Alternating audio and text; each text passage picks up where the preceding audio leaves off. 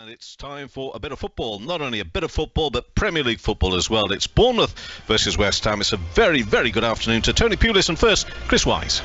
Kevin, thank you very much. Good afternoon, everyone. Welcome to Vitality Stadium on a sunny afternoon on the South Coast. And what a huge game this is as well between Bournemouth, 14th in the Premier League table, 33 points from their 31 games, and West Ham United, 15th, 2 points behind them on 31 from their 30 matches. I'll run through the team news for you in just a moment, but let me say good afternoon for the first time to the man alongside me, Tony Pulis. Lovely to see you. This is a big game, isn't it? Yeah, it's a massive. Every game in the Premiership is a tough game and a hard game to call, and this looks a really, really tough game to call. Bournemouth are on a great run of results. You know, West Ham have picked up some good results of late. It's just the reaction that you might get, Chris, after their game on Thursday. You know, it's difficult having managed in Europe on a Thursday night and then returned and had to play on the weekend on the Sunday. It is pretty difficult at times to get yourself back up and at it.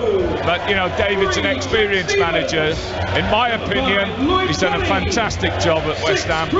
Very, very underrated manager. You don't do what David's done over a period of time without knowing what you're doing. And yeah, in the other side, you've got Gary O'Neill. I gave Gary his debut when he was 16 at Portsmouth. Very astute, you know, very good lad, very organised, disciplined, and a strong willpower. So he'll need that for the remainder of the season. Yeah, two sides with their eyes very much focused on survival, and there is no reason why AFC Bournemouth and West Ham United might not be in the Premier League next season. They are fighting, they are above that dreaded dotted line at the moment, and it is a strong place to be in when the nerves start to jangle. Yeah, if you look at the two clubs, you'd look at West Ham and say they've got the experience really to see that, you know, to see the back end of the season through. And, you know, have Bournemouth got that experience? The way they've played of late, Chris, has been excellent. And like I say, Gary's done. You know, the great thing about Bournemouth is that they've stuck with their manager, whereas the other clubs have changed their manager. Gary's a very young manager, first season. They could easily have changed him a couple of months ago, but they've stuck with him. The recruitment has been fantastic over Christmas. They've brought in some really good players, and yeah, I'm really looking forward to the game. Really looking forward to it. So we are all pretty much set to go here at Vitality Stadium. Bournemouth are going to get us underway, so let me give you the team news as Bournemouth prepare with Dominic Solanke to kick off the game here.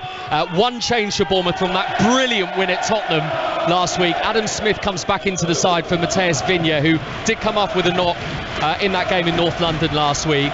So Neto in goal, Smith, Stevens, Mepham and Kelly are the four across the back as Solanke gets the game underway for Bournemouth. Rothwell and Lerma in midfield, and then Christie and Tavernier in the wide areas, and Billing just behind Dominic Solanke. For West Ham United, well, we've been talking about them being strong in the week, Tony, and that strong team that was picked to play Ghent and knock them out of the Europa Conference League quarter-final over those two legs. Big 4-1 win for West Ham on Thursday night.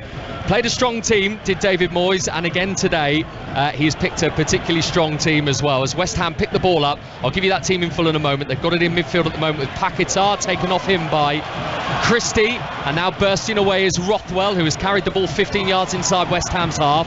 Further still on the left-hand side is Tavernier, who's in a crossing position, and his low cross comes off the legs of Kurt Zouma, and inside 50 seconds Bournemouth have a corner. Yeah, good start from Bournemouth. It's the first time I've seen Tav play. I had him at Middlesbrough as a young lad. Talented boy, great left foot, could score a goal as well. And it's nice to see him playing in top flight football. He's a really, really good lad. Yeah, he's had a few weeks of real injury problems since he came to Bournemouth, but he's been one of their shining lights when he's been in the side this season for sure. Gary O'Neill will be happy to have him in the starting 11 again here. So Bournemouth corner, 0-0. We're on 5 Live Sports Extra. First corner of the game in towards the near post. It's come off a West Ham foot up into the air and caught by their goalkeeper Lukasz Fabianski. So let me give you the West Ham team then. Fabianski in goal, Sofal, Zouma, Aguerd and Creswell the defenders. Aguerd for Kehrer, by the way, the only West Ham change from the draw with Arsenal last week. Soucek, Rice and Paquetá in midfield. Bowen on the right, Ben Rama on the left, and Antonio through the middle. And it's West Ham in possession on the halfway line with Kurt Zouma. Yeah, Bournemouth will be quite happy to drop off. They'll play really deep. They won't expose any spaces in behind. you know, and West Ham will have to play through them really. Here's Antonio collecting the ball for the Hammers, 15 yards outside Bournemouth's half. Out on that right hand side is Souček, who's trying to get it back off him, and has. And Bowen's low effort towards goal just bobbles through towards Neto, the Bournemouth goalkeeper, in his all yellow. Bournemouth in the home strip of the red and black stripes, the black socks and the black shorts and the red socks, and West Ham United in their change strip today of the white shirts, the bright orange shorts and the white socks. Bournemouth going from left to right in this first half towards the small south stand over towards our right hand side. It is the smallest stadium ever in the Premier League, Vitality Stadium, just under 11,500 at capacity. Here's Ryan Christie, the Scotsman for Bournemouth, lifting one out towards that left-hand side. Tavernier brought that down with his shoulder and did it exquisitely as well. And then the ball runs away from him on the left and out to play for a goal kick. Yeah, West Ham look as though they're going to play really tight as a back four when they haven't got the ball. They've brought the two full-backs in very, very close to the two centre-halves. So the space will be out wide for, you know, Tavs. And is it Christie on the right-hand side? They'll be, you know, if you can get switches of play in, that's where the space will be. Former Premier League manager Tony Pulis with us here on 5 Live Sports Extra. Over on 5 Live right now, full commentary of Newcastle against Tottenham Hotspur, and there has already been a goal at St James's Park. Newcastle 1-0 up against Spurs. Jacob Murphy with it 2 minutes in, so that is huge in the race for both of those teams and Champions League football. West Ham with the ball on the right, whizzed into the penalty area. Paquetá leapt and he was beaten to it. The touch has come off Stevens. It's behind for a West Ham corner. What I do like to see as well, Chris, is how people set up at set plays. They'll watch West Ham there, they were zonal.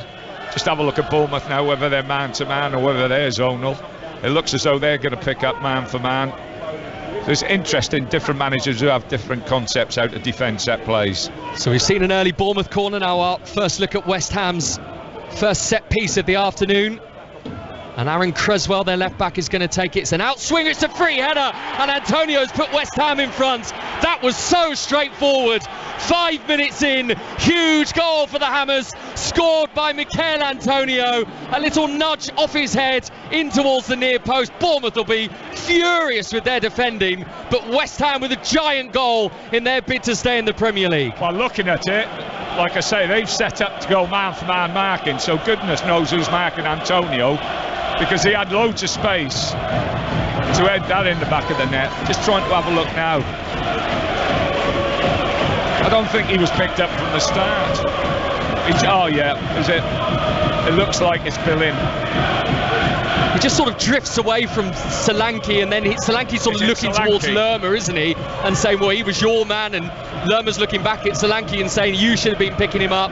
But it's, I mean, however you look at it, Tony, it's a dreadful goal for Bournemouth to concede. Yeah, shocking. You know, I watched, you know, a lot of games yesterday, highlights of the games, and the number of set plays that are being scored now.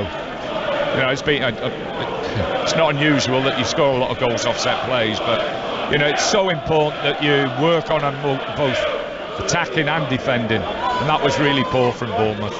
Well, there's a long way to go, obviously, but at the moment West Ham United have moved above Bournemouth in the table. If they hang on to what they have here, and there is still 84 minutes to go, they would go on to 34 points. And obviously they are looking revived as well with that big draw against Arsenal last week, where they had to fight back against the Premier League leaders. Yeah, it's a big club, and they have invested enormous amounts as well over the past few years in players. I'm not saying they've been great investments, but they have invested and spent a lot of money. And the West Ham United supporters who are in the stand opposite us, around about 1,500 of them, are on their feet, and the noise at the moment is very much emanating from the away end here at Vitality Stadium. Now, Chris, if you have a look at the setup, the switch of play is on all the time. You know, this side, the ball's on the opposite side, the far side to us, and the space that Smith has got, the fullback. You know, Christie's taking Creswell inside the pitch and the space outside. If they can switch play quickly, that's where the space will be. So Bournemouth, who have won their last 2 games, beating Leicester and Tottenham away, trailing West Ham by 1-0 here, and we've played 6.5 minutes. Here's Billings shooting from the edge of the penalty area, and his effort ends up closer to the corner flag than it does to Fabianski's goal. And Bournemouth had started quite brightly in free play. You know, they looked, they looked pretty bright. Another goal at St James's Park, another goal for Newcastle United. 2-0 up against Tottenham inside the first 10 minutes. Joe Linton has got that second one for Eddie Howe's team. Of course, a manager who is known very well around these parts too. Well, it's a fantastic start for Newcastle, and so important for that top 4 spot. So 2-0 to Newcastle, 1-0 to West Ham United here at Vitality Stadium. We'll keep our eyes on what's happening there towards the top of the table, as well as very much what is happening at the bottom between these two. And it all got quite interesting again yesterday, didn't it, with the big win for Leicester City over Wolves, and Everton picking up that important point at Crystal Palace. Listen, Chris, it's so difficult to win games in the Premier League. It's so tough. And, you know, you've got to start from a strong base, and that is you hope and pray that defensively you don't give silly goals away. And unfortunately, in the first 10 minutes in this game, Bournemouth have given a silly goal away. I'm just looking at Gary O'Neill down to our left-hand side in the black Bournemouth tracksuit, branded, scratching his head, arms folded, looking a little concerned. Here come West Ham again. Bowen's got to the byline, his pullback's taken a deflection, and West Ham have got another corner. Remember, they've already scored from one in this game. Yeah, let's just have a look who's picking, or who's supposed to be picking Antonio up. Yeah, that's a good point actually, Tony. We'll get a clear idea here of who let Bournemouth down on that last corner. Antonio again is sort of drifting around inside that 6-yard box, occupying the very similar position to the one that he scored from, even though this corner's coming from the opposite side, this time the right. So West Ham with the corner, leading 1-0. Bowen's going to take this one from the right with his left foot into the near post. That's more effectively dealt with by Tavernier. Antonio's just standing on the goalkeeper, and there doesn't seem to be anybody picking him up. Back in it comes from Bowen, bit more flight on that one, and caught by Bournemouth's goalkeeper Neto. Goodness me, Newcastle are 3-0 up at Tottenham. Newcastle 3, Tottenham 0. That is the most liveliest of starts for them, but for Tottenham, what a dagger that is for Champions League football. Yeah. Not really moving, were they, when Antonio Conte departed? They've stuck with Christian Stellini, and really things haven't vastly improved for them in that perspective in terms of results. No. If Tottenham supporters who have travelled up there today, just think of them, Chris, on a Sunday. It's a long old way to go, North London to the northeast. Again, Chris, the switch of play is on. If they do it quick enough, if West Ham are really tight through the middle of the pitch, the spaces are out wide.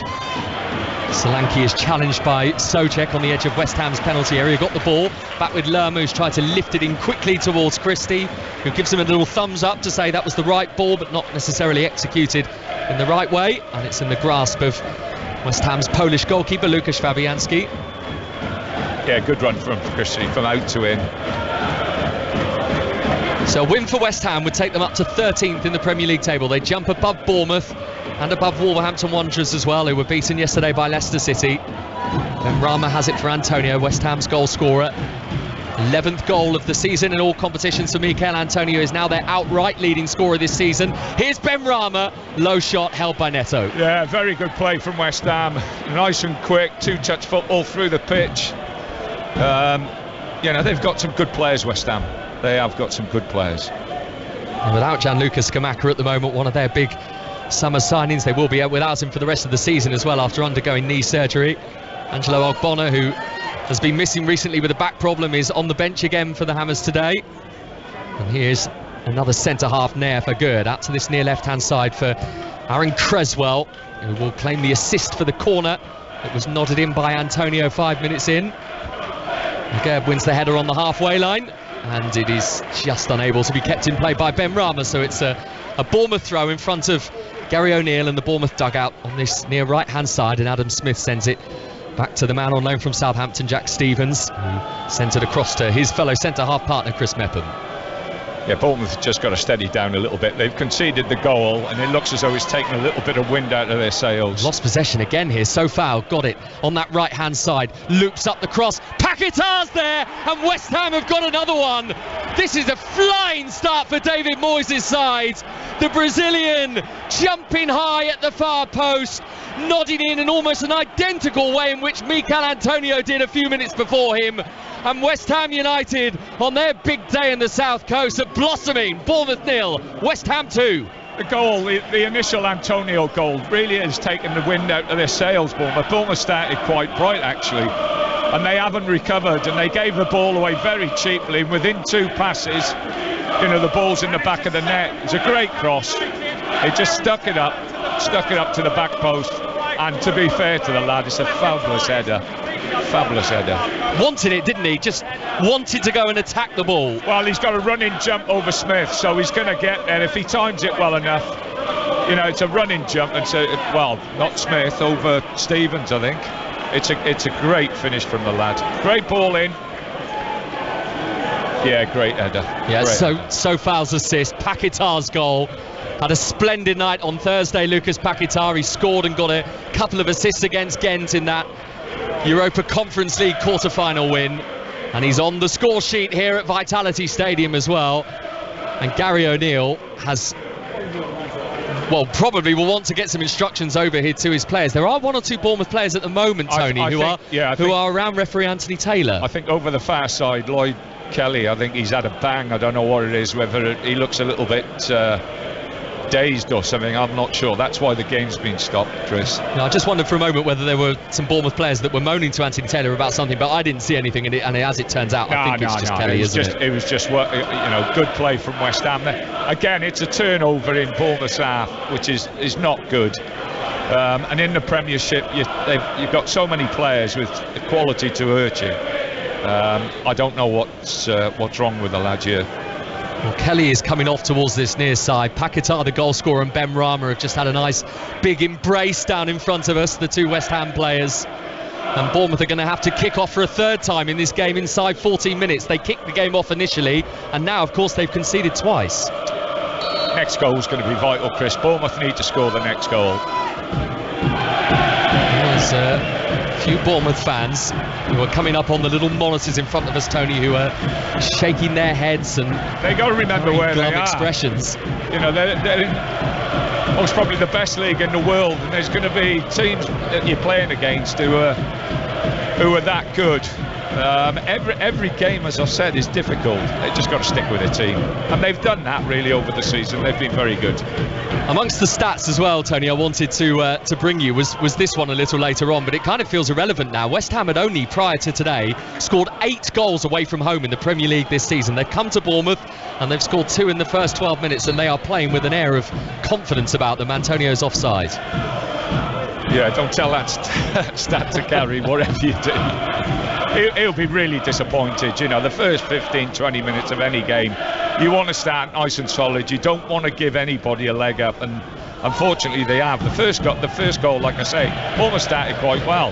The first goal really took the wind out of their sails, and they haven't recovered since that. 2 West Ham goals scored from almost identical positions as well, and both via a method of a header, Antonio and Paquetá. So what is Bournemouth's response like? 15 minutes in, Bournemouth 0, West Ham 2. Here is Christie, 10 yards outside West Ham's penalty area. Low pass to the left for Lerm, who's got it back onto his right foot. He's fed it in for Solanke, who's got his back to goal. He's trying to face up towards Fabianski. Too many West Ham players around him, and brilliantly nicked away from him by Rice. Yeah, like I say, West Ham are defending really tight inside the pitch. The space, as you can see now, Chris, is on the opposite side of the pitch. If Bournemouth can just get it out quickly and switch play, they'll have plenty of room then to get crosses in to fill the box. They're trying to do that now. Rothwell lifting one in. Adam Smith just out of the reach of him. That's the pass that's going to cause some problems. It was a lovely ball, wasn't it? Saw that run by Adam Smith, the right back, creeping beyond the West Ham defence. Rothwell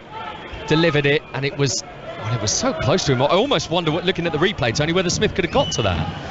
Yeah, it looked as though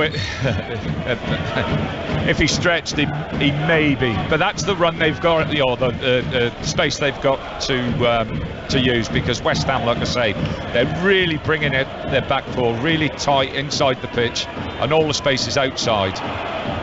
So 2-0 West Ham here, 3-0 to Newcastle United against Tottenham at St James's Park. That's over on 5 Live right now. We're on 5 Live Sports Extra and via the BBC Sport website. This is Solanke, who's been in excellent form for Bournemouth in recent weeks, was brilliant last week at Tottenham as well, and he's won Bournemouth a free kick here, 10 yards inside West Ham's half, over to that left-hand side.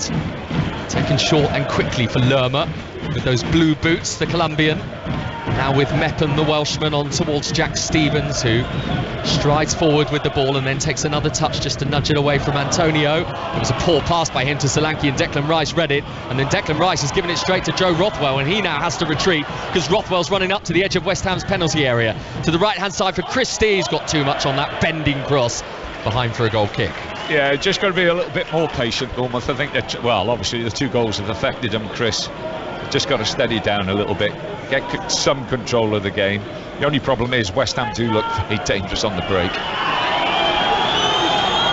Came out with the bit between their teeth, West Ham United. And they've got such a hectic few weeks ahead of them as well. They could really do with being in a position of safety going into perhaps not the first leg, but maybe the second leg of that game with AZ Alkmaar in the semi-finals of their Europa Conference League campaign. So foul on the far right-hand side. West Ham have got it back again, having initially lost it. Bowen with the little cross, it's taken a deflection. Ben Rama's there, Bournemouth head on it through Adam Smith, and then off Ben Rama and behind for a goal kick. Again, Bournemouth, they're turning over the ball in their final third or in their half of the pitch, and West Ham are on them ever so quickly, and they're looking to press up there when they get there. And they've got the players in the team. They've got some very, very good players. You know, Bowen has done exceptionally well the first 10 minutes, quarter of an hour, picking up really good positions in possession, but out of possession, you have a look, he'll pick Taverner up, and the right back tucks right in. You know, it happens both sides. David's got their fullback, their wingers dropping in and playing as though they're wing backs. If you have a look at Bowen now, Bowen's right on the other side of the pitch. Almost playing as the fullback. Yeah, he's right tight to Tavernier at the moment as that ball drifted over to him. So far effectively didn't have to engage himself. Now it's the Lerma. same this side. Yep, Rothwell, and Smith is staying out on this right-hand side. Stevens back with Rothwell again. Now Solanke 10 yards outside the box. Joe Rothwell, the former Blackburn man, for Smith. Sharp touch, Solanke's low effort, repelled by Aguerd, who stood up to the task, the Moroccan. And the ball bobbles away to this right-hand side for a Bournemouth throw. Yeah, they got, like I say, they've got to be a little bit patient with their passes, not give the ball away. I cannot imagine what the atmosphere is like at St James's Park right now. Newcastle have got a 4th goal against Tottenham. Alexander Isak with it. They are absolutely flying. Spurs, it would seem, in disarray.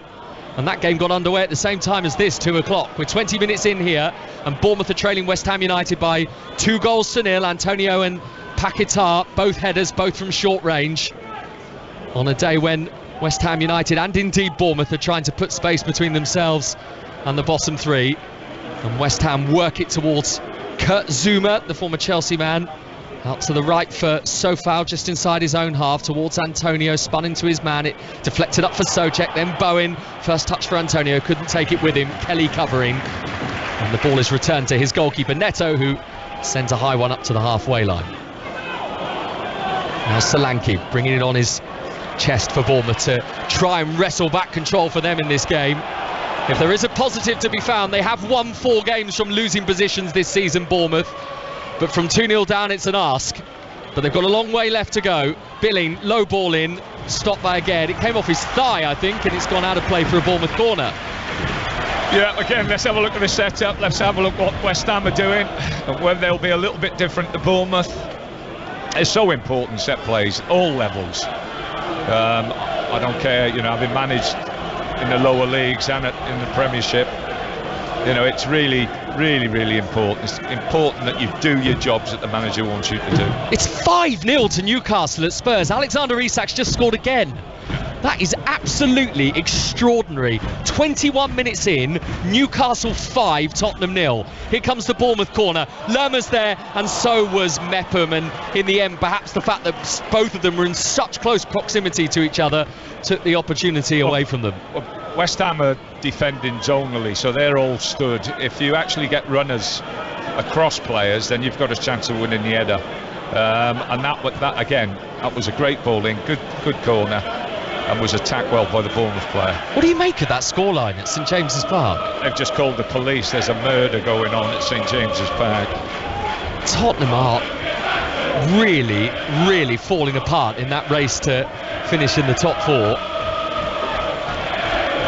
Newcastle United will be vibrant right now, as are West Ham United, leading Bournemouth by 2-0, and have it with Rice just inside his own half. Aguerd has tried to hit a channel for Antonio to chase, who was quick, we know that, but watching it all the way was Mepham. One bounce and then clobbered out of play for a West Ham throw on the left, deep inside Bournemouth's half. They've mixed it up well, West Ham. They've played some good football when they've been up and around the Bournemouth 18-yard box, and then deep they've really set things up and then got balls up the sides for Antonio, which is his strength, to run in behind and up the sides to defenders. Began the game, West Ham United, with 2 games in hand over all the teams below them as well.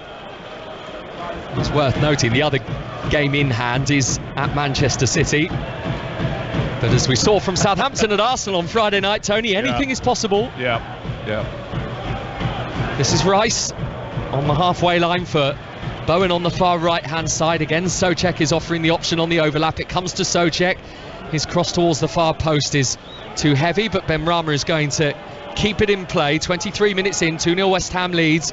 Antonio and Paquetá with the goals. Here is Lucas Paquetá to Souček at the far post, downward header, which was intended, I think, for Antonio, but has gone through to Neto, the Bournemouth goalkeeper. So Bournemouth 0, West Ham United 2, here on 5 Live Sports Extra. And we've got plenty more live sport coming later on as well. France against Wales in the Women's Six Nations from 4:30 immediately following our coverage here. And then Manchester City against West Ham United in the WSL from 6:30. And following on from that, we'll have live coverage from the Chevron Championship in the golf, which will begin on the BBC Sport website, and then we'll have it here on 5 Live Sports Extra from 8:30. Here's Adam Smith on the right-footed ball in towards the far post. He looks a little exasperated, Adam Smith, Tony, because Billing and Solanke were there but not close enough, and Smith saying maybe you should have been a bit closer. Yeah, I just think steam's been taken out of Bournemouth. They look a little bit ragged at the moment, and someone, I don't know what leaders they've got on the pitch, but someone's got to grab hold of it. You can't always be looking at the manager and looking at the side of the pitch for guidance. You've got to have players on the pitch who are going to grab hold of people and make sure that you get your shape back, and you start doing the things that have got you results over the past few weeks. Stevens has it for Bournemouth. On the halfway line is Mepham wearing the number 6. It's got a little cloudy now overhead at Vitality Stadium on this Sunday afternoon. Lerma trying to push it through a gap. He's got it through for Christie as well. His ball across the edge of the 6-yard box. Billings still in there. The cutback for him from Tavernier is intercepted by West Ham. No, I think Tav's got to have a go there. I think he's far enough out. There's a good angle there for him to have a go, and that's a little bit of lack of confidence, maybe in himself, maybe in the fact that the team are losing 2-0 as well. But no, that was a good play. That's most probably the best play that, or better play that Bournemouth have had during this first, or is it, how long have we been playing? Yeah, 26 minutes now. 26 minutes. Yeah, and those 2 West Ham United goals coming in the first 12. Chris, if they nick a goal, then it's game on again. Well, they've been in positions where they've held 2-goal leads, Bournemouth, this season. They were 2-0 up against Tottenham here and lost. Of course, they were 2-0 up at the Emirates a few weeks ago and were so cruelly beaten. This is a different scenario for them to find themselves in so early on, as West Ham are given a free kick just inside their own half for a foul on Jared Bowen, who is still down at the moment, holding his left ankle. There's Lerma, who left one in on him a touch. Yeah, I think he's all right. Quite a tough lad. That's his Jefferson Lerma, I might add. He's, do you care to guess, Tony, by the way, in his 177 Premier League appearances prior to today, 177 appearances for Bournemouth, not necessarily in the Premier League, how many yellow cards Jefferson Lerma has collected? Quite a few, I would say, Chris. That's a fair guess. Do you want to put a number on it? No. 50 yellow cards in 177 appearances. Yeah. He is the sort of midfielder that will walk the tightrope sometimes will fall off it. Here's Rice on the left-hand side. Ben Rama met with a sliding challenge by Rothwell. Had to play for a West Ham throw, but they've managed to engage themselves into a good position on the left-hand side. They're only a couple of yards back from the corner flag. This throw is going to be taken by Creswell. He's managed to work his own way back into the team in recent weeks. Aaron Creswell has been such a fundamental part down the years of David Moyes' West Ham United team, hasn't he, Creswell? Yeah, I think he's been a player that's played most probably his best football as a wing-back, because he loves going forward. But they've got a back four today, and he's done smashing. He scored here in 2019, Aaron Creswell, in a 2-2 draw. He actually scored a goal here for Tranmere Rovers 12 and a half years ago in the FA Cup here as well. An FA Cup first round game.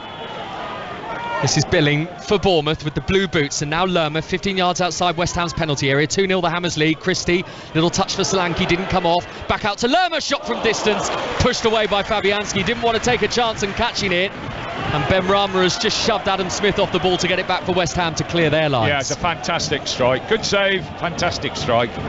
I think if you look at West Ham, the back four really come really tight inside the pitch, and Ben Rama and Bowen, you have a look, they almost tuck outside, so they're the first people to engage the wide players.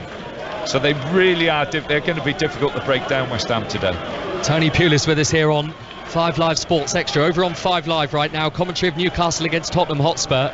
It is Newcastle United 5, Tottenham 0. In that game that also got underway at 2 o'clock.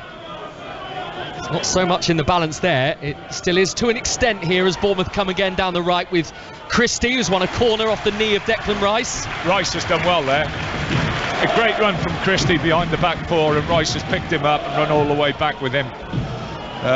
All those things, all those unglamorous things, Chris, as a manager, you love players who'll do that for you. And he did the glamorous on Thursday as well. That goal against Geb was really special. Yeah, he's a special player. Yeah, he's a lovely player to watch. The question for West Ham United is whether they are going to be able to keep hold of him beyond this summer. Bournemouth corner, they're trailing 2-0 up towards the half-hour mark. Near post, didn't actually get to the near post. It was a pretty poor one in the end.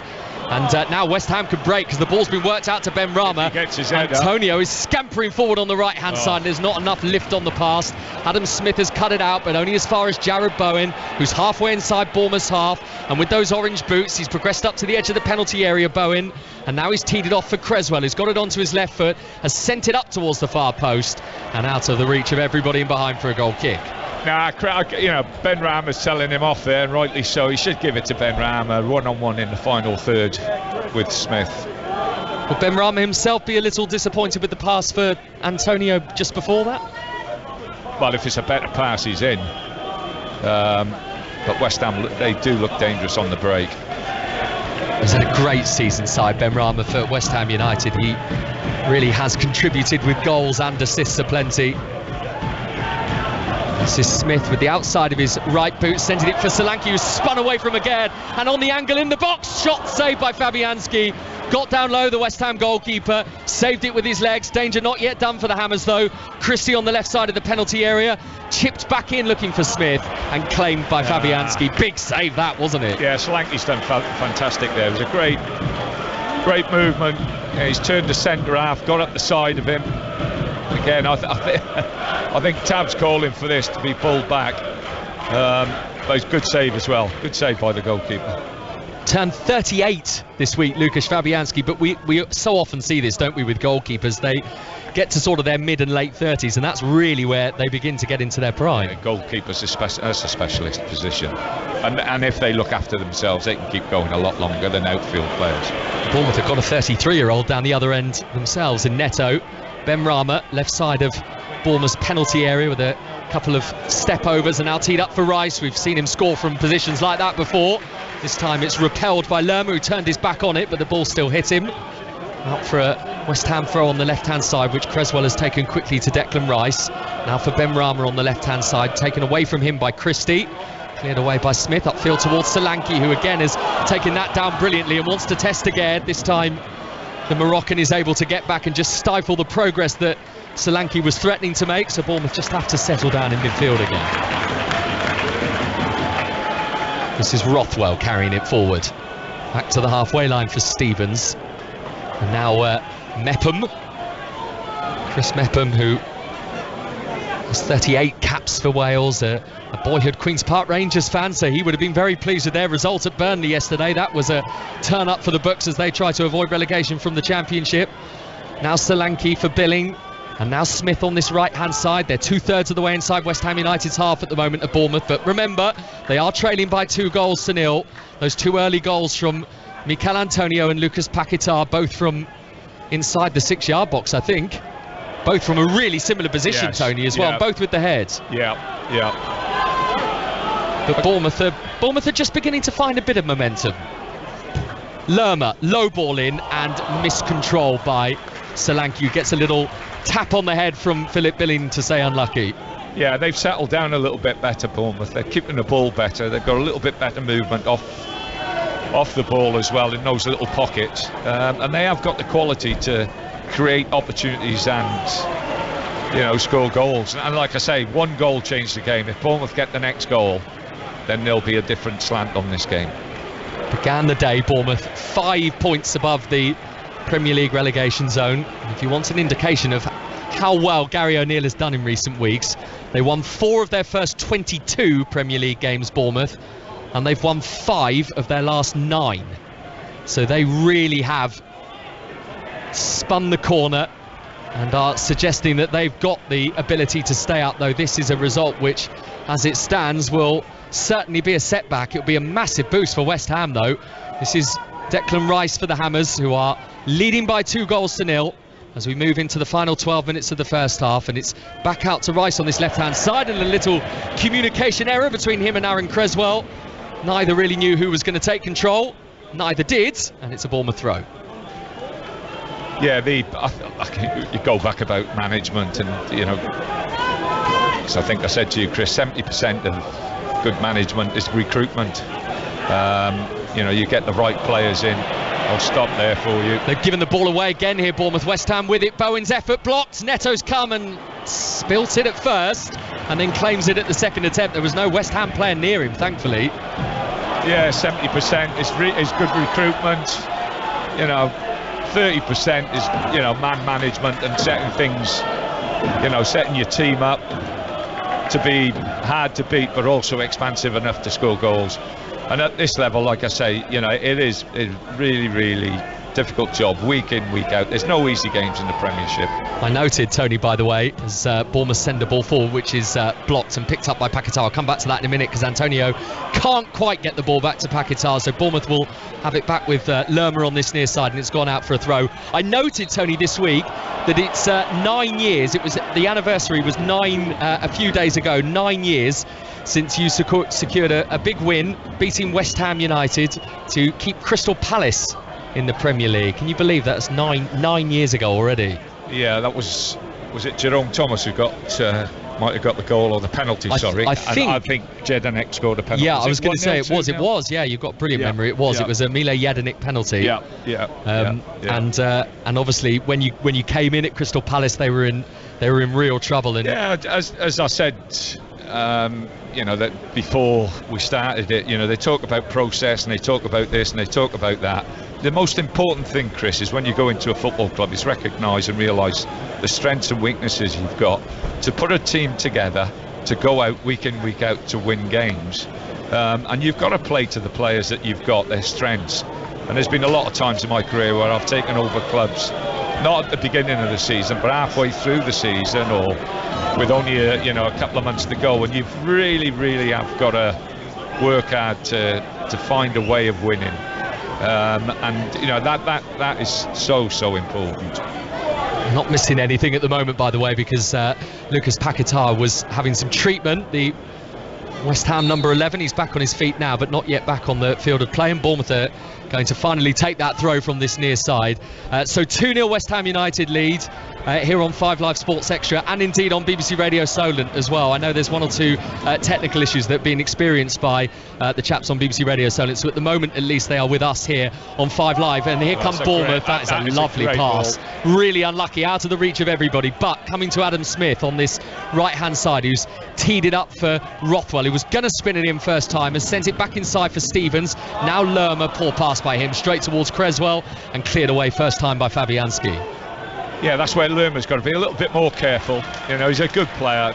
and he's done really well for him, but you know, he has got to be really, really precise with those simple passes, and it was a simple pass. Bournemouth have got a throw on the far left-hand side. I'm just keeping an eye on Mikel Antonio because he's limping around at the moment, the West Ham United forward. He's still moving a little gingerly to try and stop this latest Bournemouth attack as they work it from left to right, from Stevens out towards Adam Smith, who's 5 yards in from the touchline, for Lerma, for Smith, and then back in field for Christie. Bournemouth are 2-0 down to West Ham here. Rothwell, Christie, 20 yards outside the box, slightly right of centre. Now Kelly. And on that far left-hand side, Marcus Tavernier, who hasn't quite been able to get into the game and be as influential as we know he has been in recent weeks for the Cherries. Yeah, he just got that great cross in mind. That was a wonderful pass from him. Just needed somebody on the end of it. Bournemouth looking for that spark that has yet to truly arrive in this game, and we've seen them do it so often in recent weeks. Tavernier tries to push it down the line for Billing. It was blocked, but Billing's done really well to get the ball back for Bournemouth, and Tavernier with the pink boots has it again out on that far left-hand side with Lloyd Kelly. Now Stevens collecting a low driven pass, the Bournemouth centre-back, as West Ham are keeping that tight 11 men behind the ball policy at the moment, aren't they? Yeah, they look quite content just to sit in there, West Ham, at the moment. Adam Smith spinning one in, cleared away by the Czech Republic international Sofa, back out to this right-hand side. Smith lost it, so West Ham have it back with Ben Rama, up towards Antonio, who is dealing with the presence of Mepham. Looks after the ball to get it to Creswell, now to Rice, and then Paquetá's pass back out to Creswell on this left-hand side was beyond him and out for a Bournemouth throw. Yeah, Paquetá's bringing Creswell there. I can't see that for a million years. And it just allows Bournemouth to keep the foot down on the accelerator, but really they will feel that if they can find a goal before half-time, it changes the whole complexion of this game. Yep, they get a goal. Completely different outlook. The 2 goals scored so far from Mikel Antonio and Lucas Paquetá for West Ham United, who, if they win, will move above Bournemouth in the Premier League table. Here's Stevens. Now Christie, 20 yards outside the box, given to Kelly. On the far left-hand side is Tavernier, and Kelly's continued his run as well. His cross is stopped by Souček. It's deflected up to chest height, brought down by Tavernier in front of those West Ham fans on the far left-hand side to us. And Tavernier with Bournemouth going from left to right in this first half, sending the ball in through Kelly. That's stopped as well by Sofau and out for a Bournemouth throw. Taken quickly by Kelly to Lerma. And now Mepham sending it along the ground to this right-hand side for Stevens. Teed off by Christie, taken off him by Souček, who advanced really quickly on that situation. Souček was in on the challenge with a bit of bite, and the ball's been cleared away by Bournemouth for a West Ham throw. Yeah, they've had more control the last 10 minutes, Chris, of the ball, more control of the game. But West Ham still look dangerous when they break. They've got good runners, you know, the 2 wide players, and Antonio want to run forward. You know, their movement from deep positions to get forward is excellent. A rendition of Forever Blowing Bubbles from the West Ham United travelling supporters. Of course, have that semi-final to look forward to against AZ Alkmaar as well in Europe in a few weeks' time. West Ham have got a really hectic May, by the way. I think it's 7 games in all that they play next month, if you include those 2 European matches. No, this is a big game for the games that they've got coming up. This is massive. It takes a bit of pressure off them. Adam Smith from the right-hand side trying to find this goal for Bournemouth to get them back into it, but it's stopped by Sofal and cleared away by the fellow Czech Souček. And on the halfway line is Mepham to send it all the way back to Neto in all yellow, with the bright green gloves outside of his penalty area. Sweeps one out to the far left-hand side, high in the air, won by Sofal, and out for a Bournemouth throw. Quickly taken by Billing, and now Kelly has it. And on the halfway line is Mepham. 4 minutes to go in the first half. Bournemouth 2-0 down to West Ham United. And it has been a bit of an Achilles heel for Bournemouth this season, conceding goals. Those 2 goals that they've let in here take them up to 61 now in terms of Premier League goals shifted. Yeah, that's not brilliant. Aged and Zuma, little mix-up at the back. It's allowed Solanke in. Was he tripped by Aged? He stumbled over. And Anthony Taylor with an outstretched right arm, wiggling his finger in Dominic Solanke's direction to say no penalty. two centre halves, then, you know, if there's any doubt, you've got to get that ball out. You know, you can't be waiting for someone else to do it for you. The lad should clear it. It nearly cost them. Just ended up losing his footing there. Dominic Solanke, just watching that replay again. Aguerd and Solanke challenging, and I think Solanke was sort of hoping that Aguerd might have clipped the heels. He didn't. And it is a West Ham United goal kick after all of that. And there's a nice link, isn't there, Tony, between you and the teams here, because your first job in management, of course, was with Bournemouth. Yep. And it came about because Harry Redknapp went to West Ham United back in 1992. A long time ago that was, Chris. Never too long ago, Tony. Ben Rama's cross from the left has bounced off the chest of Adam Smith, and West Ham have got a corner here. They're 2-0 up against Bournemouth. How things have changed at this football club. There, the ground has been turned around. You know, this was one end of the ground when I played, not the middle part of it. Yeah, you'd be behind the goal here, wouldn't you, where we're sat? Yeah. We're in the main stand watching on here at Vitality Stadium. So Aaron Creswell, who's provided an assist already this afternoon with a corner from this left-hand side, is stood over this latest one for West Ham. It's into a similar area as well. It's come off a Bournemouth head. Rice has come onto it, and West Ham United have scored again. 3 first-half goals at Bournemouth, and Declan Rice, who scored that brilliant goal in the week, has rifled the Hammers into what might be an unassailable lead in this big clash at the bottom. Bournemouth 0, West Ham 3. As soon as it drops to Rice, you're just thinking goal, and he struck it so well. It's nearly broke the net. Again, you know, the defending from the corner was very, very poor from Bournemouth. Very, very poor. Well, West Ham, who this season have struggled so much for goals away from home in the Premier League, have got a trio of them inside the first 45 minutes on the south coast. It's no, and he's on the edge of the box by himself. There's a little bit of a deflection there, but it's a great strike. Nothing Neto could do. The ball just spun up away from him with the power of Rice's effort, and there's a pump of the fist towards the West Ham United supporters as well. It's a great time to score as well, just before half-time. That'll take the wind out of their sails. You know, this is all about character now with Bournemouth. You know, I don't know what Gary will do at half-time, or what he's thinking, but they certainly need to liven up a little bit. He's got a glum expression on his face, Tony, down there. He's rubbing his face at the moment, Gary O'Neill, with his arms folded. This almost feels like an irretrievable situation for them already. They are going to have to show some spirit and a half to get back into this. Well, the goals, the 2 set plays and a turnover in their own half. It's not as though West Ham have played through them and scored, you know, top goals. You know, they 2 set plays and a turnover. And that goal for Declan Rice is first in the Premier League since February, when he scored 1 of 4 against Nottingham Forest. And of course got that goal in the week against Ghent. Another one here. And Bournemouth look a little shell-shocked by what has happened. Billing with the low ball to the near post. Zuma's clearance away on the volley, and a Bournemouth throw on the left. Yeah, it's uphill from you, Chris.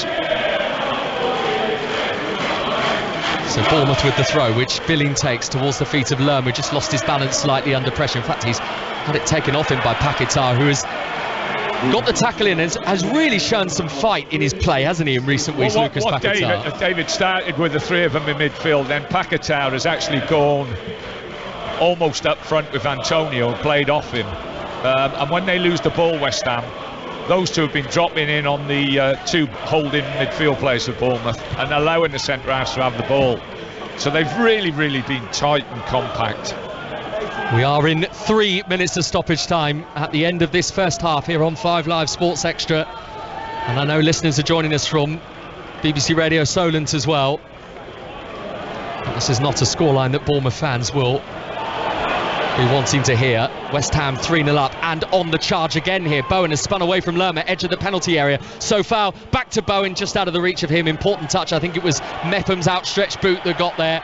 And then Sofal has committed a foul on Tavernier outside of the penalty area, so Bournemouth have a free kick. Yeah, it's disappointing from Bowen. I think Bowen can take that on himself, and you know, he's got a smashing left foot. He can cut inside and have a shot from there.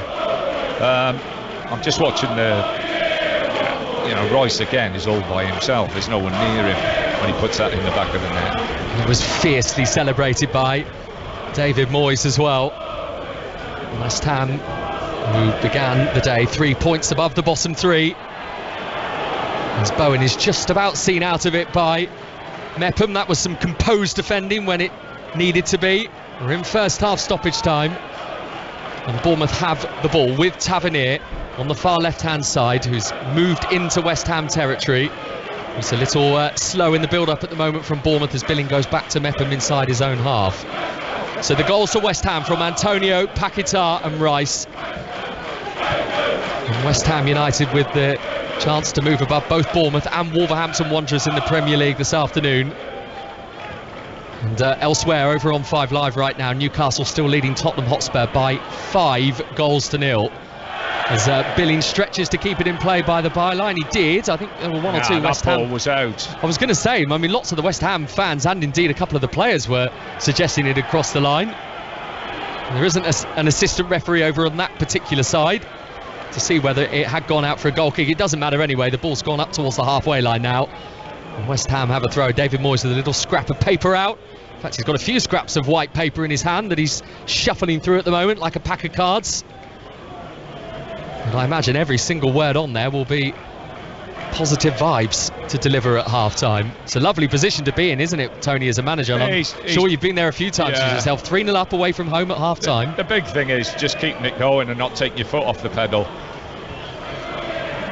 Yeah, we know, and I mean, the one thing you can say about this Bournemouth team, and we've seen it so many times in recent weeks, is they've got a lot of character. There are one or two boos at half-time from the home supporters, but really, it is the manner of the goals that Bournemouth will be most disappointed with, because, as Tony alluded to earlier, 2 set pieces, 2 corners, both from the left-hand side. Antonio with the header 5 minutes in from close range.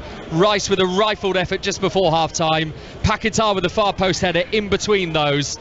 And West Ham United in a position of supreme ascendancy here. Tony Pulis at half-time leading Bournemouth by 3-0. Yeah, David will be absolutely delighted. You know, this was a tough game, and we were talking before the game, it was tough to call who would win it, but they've been very thorough in what they've done defensively, off the ball, and they've looked dangerous when they've got the ball, and they deserve their 3-goal lead. And we wondered as well whether this would be quite a tight and slightly perhaps cagey occasion between two teams who are obviously outside of the relegation zone at the moment, but are still aware of what's going on over their shoulders. As I've said before, I think every game is a difficult game, and what you don't want is to give teams a leg up, and Bournemouth have given West Ham a leg up today, and it's taken the wind out of them. I think the first goal especially, you know, Antonio had so much space just to head that in from a corner. It was frightening. But second half, if Bournemouth can get a goal, you just don't know. I can't see it. You know, I hope they prove me wrong, but West Ham look comfortable. What do you think they need to do quickly, Tone? What do you think Bournemouth and Gary O'Neill might be thinking about adjusting? I just think you switch of plays. I think if you have a look at West Ham, they're really tight in the centre of the pitch. They've got everybody. Their back 4 are so tight and so compact. The spaces are out wide. Taverner's hit one fantastic cross in it. I think just switch play, get it to your fullbacks or your wide players, and then fill the box. Get more crosses into the box and more opportunity, lead to more opportunity, because they need to score the next goal definitely now. Yeah, big 45 minutes to come from Bournemouth to salvage a little bit of pride from this game, if not any points. They are trailing a rampant West Ham United team by 3-0. We will be back here at Vitality Stadium for live second half commentary, but for now let's take you over to 5 Live and bring you up to date with everything that's happened in that game between Newcastle United and Tottenham Hotspur. Does he rest them for this run-in, you know, because now they are in pole position to secure and close out Champions League football, but, you know, there are still games to go, so you could absolutely understand Eddie Howe doing that, and it is just indicative of how poor Tottenham have been, how clueless they look in this game, that you are more looking to what Newcastle do rather than what Tottenham will do, in terms of Tottenham just surviving the second half as much as anything else. Remarkable scoreline. Newcastle United 5, Tottenham Hotspur 0 at half-time. It would take Newcastle... I mean, we do as it stands a lot. Newcastle are going to win this game. They're going to go third in the Premier League table by the looks of it. And Spurs would be left 6 points outside the top 4. And John Akers, you thought you had a dramatic first half. It's made this one look a bit tame, hasn't it, really? Bournemouth 0, West Ham United 3. West Ham scoring 3 goals that Bournemouth players and staff will not want to see again. they've been very, very straightforward. The first one for Antonio, a header from a Cresswell corner.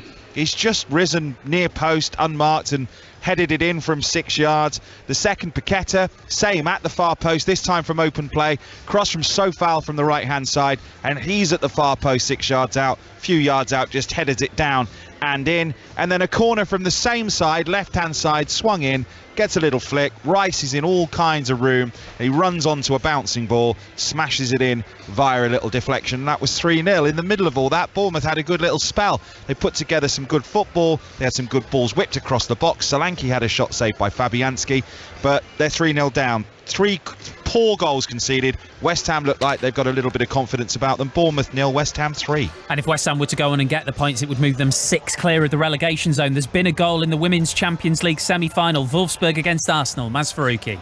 Yeah, decent opening 20 minutes or so for Arsenal, but they trail. Great team move from Wolfsburg, finished by their top scorer of the season, Eva Pyer, her 23rd of the season. She fired into the bottom left-hand corner from the right. She ran into the area. Wolfsburg 1, Arsenal 0. In the Women's Super League, Manchester City, who are 4th in the league, play West Ham at 6:45. None of the top 4 playing as it stands, though. Here are the scores. Liverpool 0, Brighton 1, Reading 2, Everton 1, Tottenham Hotspur 1, Aston Villa 2. If Spurs do lose that game, they'll only be 2 points above Leicester, who will have played a game less, and Leicester are bottom in the only relegation place at the moment in the WSL. Quite a lot to talk about, and we've still got to go to Wembley Stadium as well for our first look ahead to the FA Cup semi-final, which we're bringing you in full at 4:30. Brighton against Manchester United. We'll take a breath. Here's the news on 5 Live. It's a huge game for us. Listen on BBC Sounds. This is BBC Radio 5 Live. With the 5 Live News, good afternoon, I'm Dan Brennan. Rishi Sunak's confirmed that all British diplomats and their families have been evacuated from Sudan in a complex and rapid operation. The Prime Minister says work is continuing to help British nationals who remain trapped in the country. Rival military factions have been fighting for over a week as 2 generals compete for control of the country. More than 400 civilians are thought to have been killed. Here's our Africa correspondent, Mercy Juma. The injured are still stuck. People cannot access medical aid, and even those who are waiting to be evacuated are running low on supplies. People are talking about not having food, they don't have water, and some have decided to take the dangerous route and go by road out of Khartoum. The Labour Party has removed the whip from Diane Abbott pending an investigation into a letter she wrote in today's Observer newspaper.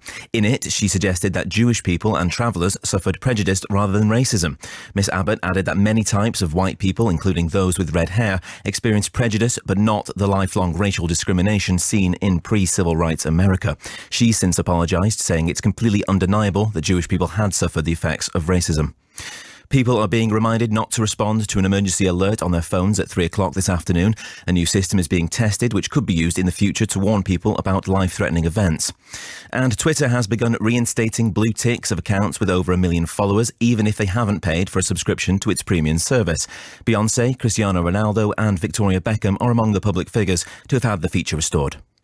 OK, let's do this. On BBC iPlayer, you'll find what you love. You know what they say, Pip. Love is blind. And love what you find. I can arrest people for talking like that. Binge watch brilliant shows. That's my weekend taken care of. From the latest. If my life was a movie, it'd be a classic. To the greatest. Welcome to a place that is astonishing. And live stream BBC TV. A dramatic day in a fascinating season. The best way to watch TV. BBC iPlayer. More live Premier League football than anyone else. 5 Live's Premier League Sunday. With Steve Crossman. Well, welcome back. Newcastle 5, Tottenham 0, half-time at St James's Park. Second half commentary on the way on 5 Sports Extra. Another very one-sided game. Bournemouth 0, West Ham 3 is a half-time score. We'll be keeping you up to date with the only game in Rugby Union's Premiership this afternoon. That's the leader Saracens at home to London Irish. It starts in 5 minutes' time, and Adam Whitty is watching. Yeah, it's a pivotal game for the playoff race because everything could be decided based on this game today. A Saracens win or 2 points would confirm top spot and top seeding for the semi-finals and would knock London Irish out of the race for the playoffs. A win or 3 points for the Exiles and we go to the final day. Supporters of top 4 rivals Northampton and Leicester would have done a little jig, I think, when they saw the Saracens team for this. All the international heavies back. Farrell, Malin to the Toje, 3 of 10 changes from last week's defeat at Saints. Irish, who need to win both of their games really to sneak into the top 4, make one change with Scotland scrum half Ben White back in the lineup. A kick-off, Steve, delayed by 40 seconds here, officially delayed by 40 seconds. Can you guess why? London Marathon? I don't know. It's the alert system. They are worried that everybody will be looking at their phones, getting into their bags, having a whiz around and won't be paying attention to the game. So kick-off at 3 o'clock and 40 seconds. Fair enough. Thank you very much. So Adam will keep us up to date with that. Women's Six Nations, France take on Wales. That starts at 3 as well. Mark Selby continues his second round match at the World Snooker Championships in Sheffield. Jamie Broughton is watching. Champion is taking on Gary, leading by 5 frames to 3. Both players had chances in the opening frame this afternoon, but Wilson has just taken it with a break of 84 to reduce the arrears to 5-4. Meanwhile, on the other table, Jack Lazowski is playing Anthony McGill. Lazowski was 7-1 down at the start of play, and it could be 8-1 because McGill is back at the table. He's on a break of 31. 13 is the target for a place in the quarterfinals. Elsewhere, Kenya's Kelvin Kipton won the men's London Marathon in a course record time of 2 hours, 1 minute and 25 seconds. Sifan Hassan overcame a hip injury to win the women's race in what was her first marathon. Mo Farah was 9th in his final London Marathon. The 40-year-old said afterwards the Great North Run in September will be the final race of his career. It's the final day of the latest round of county championship matches. You can follow ball-by-ball coverage on the BBC website and app. In the Women's Champions League semi-final first leg, there's been another goal. Wolfsburg-Arsenal, Maz Faruqi. Second for Wolfsburg, Steve. What a mistake as well from Arsenal at the back as they tried to play out. We mentioned already a loose ball pounced on by Jonsdottir 6 yards out. That is not a play that Arsenal want to watch. Again, Wolfsburg 2, Arsenal 0. Let's check in for the first time at Wembley Stadium then. Commentary at 4:30 of the second FA Cup semi-final. It's Manchester United and Brighton. Correspondent John Murray is there. Good afternoon, John. Hello, Steve. Yeah. Brighton had their big day out in 2019, but the feeling is very much that they are ready for this. Very much. And what is remarkable, and I know that they are favourites, they're considered to be favourites for this in the odds, but honestly, it feels like every single person I've spoken to here, whichever side of this particular divide you're on, thinks that Brighton are going to win this. You know, there seem to be very, very few who are backing Manchester United, which is a remarkable thing, isn't it? Well, there's a former Brighton and a former Manchester United player standing with John, Matt Upson and Peter Schmeichel. Peter, let's come to you first then. Brighton favourites?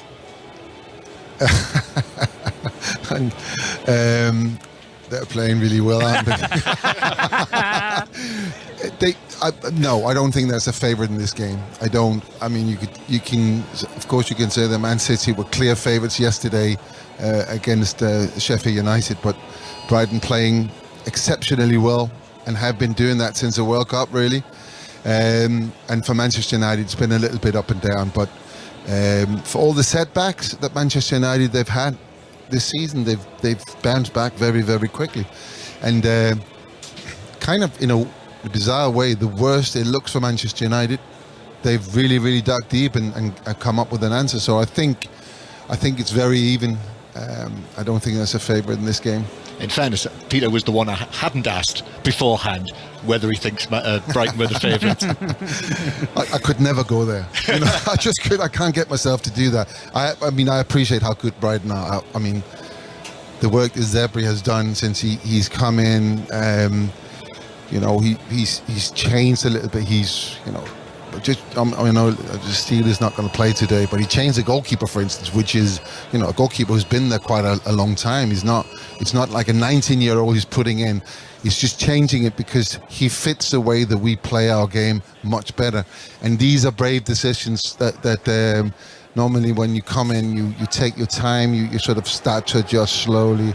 But they've done really, really well, and you know, they fully deserve to be here today. And of course, we don't have to talk the Premier League today, but they're making a big push there as well. I just want to say for anyone, you might have heard it in the background, you might have just heard it from your device as well. We have just had the government test going off on many people's mobile phones and smart devices. So that is all it is. There is no need to worry. There'll be lots of people listening who maybe weren't aware of that as a news story, but you can just dismiss it, as I'm sure many people will have done. And you'll be back with us now, hopefully, on BBC Sounds. Matt Upson, what do you think?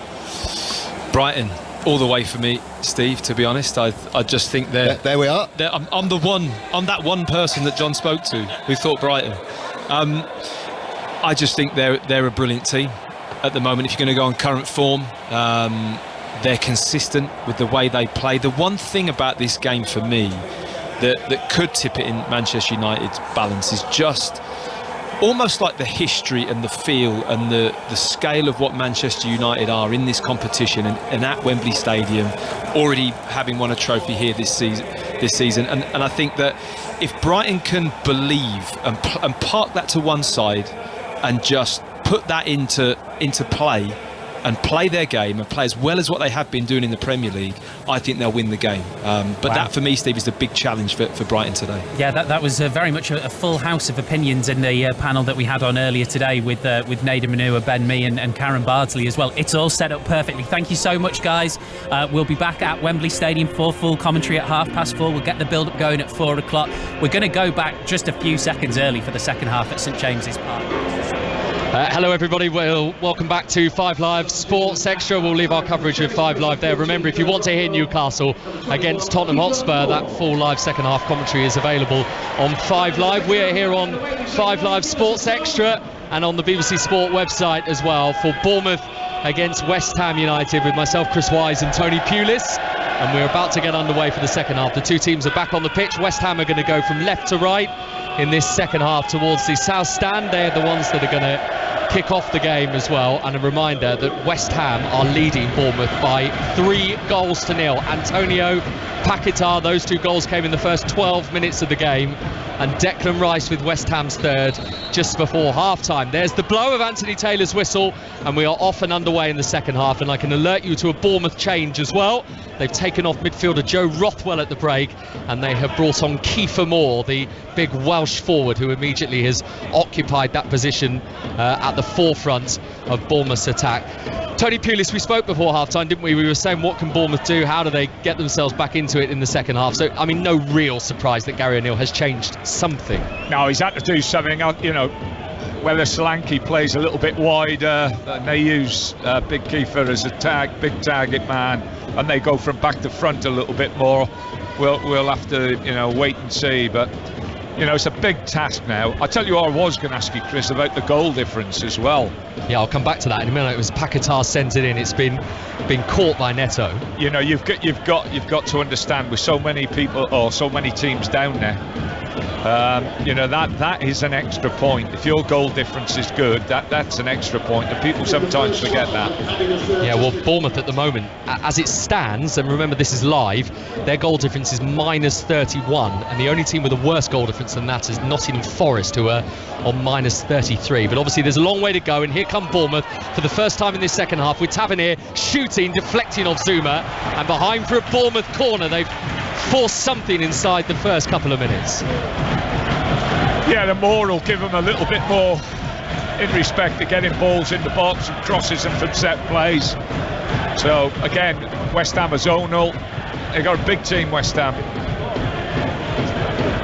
Big team. If you look and compare them against Bournemouth, they look a lot stronger in the air. Here comes Christie's corner, whipped into the edge of the 6-yard box, met firmly by Zuma, who came out to head it away. And now Tavernier sends it back to Christie on this left-hand side. He's running infield just outside the West Ham penalty area. Solanke has it now. He's central, and there were two West Ham players very quickly around Dominic Solanke to take the ball away from him. And then a trip on Ben Rama, and a yellow card as well for Kiefer Moore. He's just come on. Good start. Yeah, I think that's the first yellow card of the game, Tony, as well. Yes, I don't recall one from the first half, unless I missed one. So I don't think there was a tackle first half, was there? Anthony Taylor is needed at the start of the second half. Today's referee, last Bournemouth game he refereed, by the way, was their 3-2 defeat here to Tottenham. 3-2 defeat. How the tide has turned, of course, because Bournemouth went to Spurs last week and won by 3-2. As Kelly wins the header for Bournemouth on the edge of his penalty area. Billing tries to get it back to Tavernier on the left, who's kept it in play and sent it infield for Moore. That's what he's in the team to do. He's been held on to by Kurt Zuma, but he's won a free kick and he's got Bournemouth possession. Well, it's someone they can play off. You know, they can get the ball up to him from distance. And he's good with his back towards goal, and as I've said, he's another threat. If they're going to get crosses in, if they're going to look to switch play and get balls into the box, he certainly can attack balls from crosses. It's Paquetá crossing from the right, held by Neto. It's only Kiefer Moore's second Premier League appearance in their last 12 games. So he really hasn't been utilised very much by Gary O'Neill in the past couple of months. Yeah, but you can't blame Gary on that respect, because they've done so well. Here's Solanke, left side of the penalty area, low ball in. Christie's there. Christie shoots, stopped by Aged, who was pretty much on the floor when he blocked it, the West Ham defender, and it trickles out for a Bournemouth throw. Very good defending then, to be fair to him. He's had a good game, actually, hasn't he, there for Gers? Yes, yeah. He's impressed us. This is Billing crossing in from the left. That's a good one as well. Moore met it, was quite away from goal, but again that aerial presence of Kiefer Moore showing that Bournemouth have something else to rely on in this second half. Yeah, he needed just to flick that. He's got too much on it, and Eder did well wide, but if he just touches it, if he could just glance it towards goal, it'd have given him a better chance, really. So 5 minutes into the second half, Bournemouth 0, West Ham United 3 here on 5 Live Sports Extra, and I know they're joining us from BBC Radio Solent as well for second half commentary, because the usual commentary team are experiencing 1 or 2 technical issues, so they are with us here on 5 Live Sports Extra as well, so it's lovely to have you with us. But not a lovely scoreline for Bournemouth, trailing West Ham by 3-0 as Fabianski clears it away to the halfway line over the head of both Bowen and Kelly, and then hacked into the sky by Stevens without any real distance on it. Bowen wins the header for West Ham, down towards Antonio, who holds it up initially, and then it runs off the bottom of his studs and out for a Bournemouth throw on the near left. Yeah, Bowen's done brilliant there. If you have a look at Kelly, he's about 2 foot taller than Bowen, and Bowen's won that header. I like Bowen. I think he's obviously he's come through the lower leagues. His attitude and application towards all the games I've seen has been absolutely first class. Something for Tottenham to hold on to at St James's Park. They have one back. Harry Kane has scores. Newcastle 5, Tottenham 1.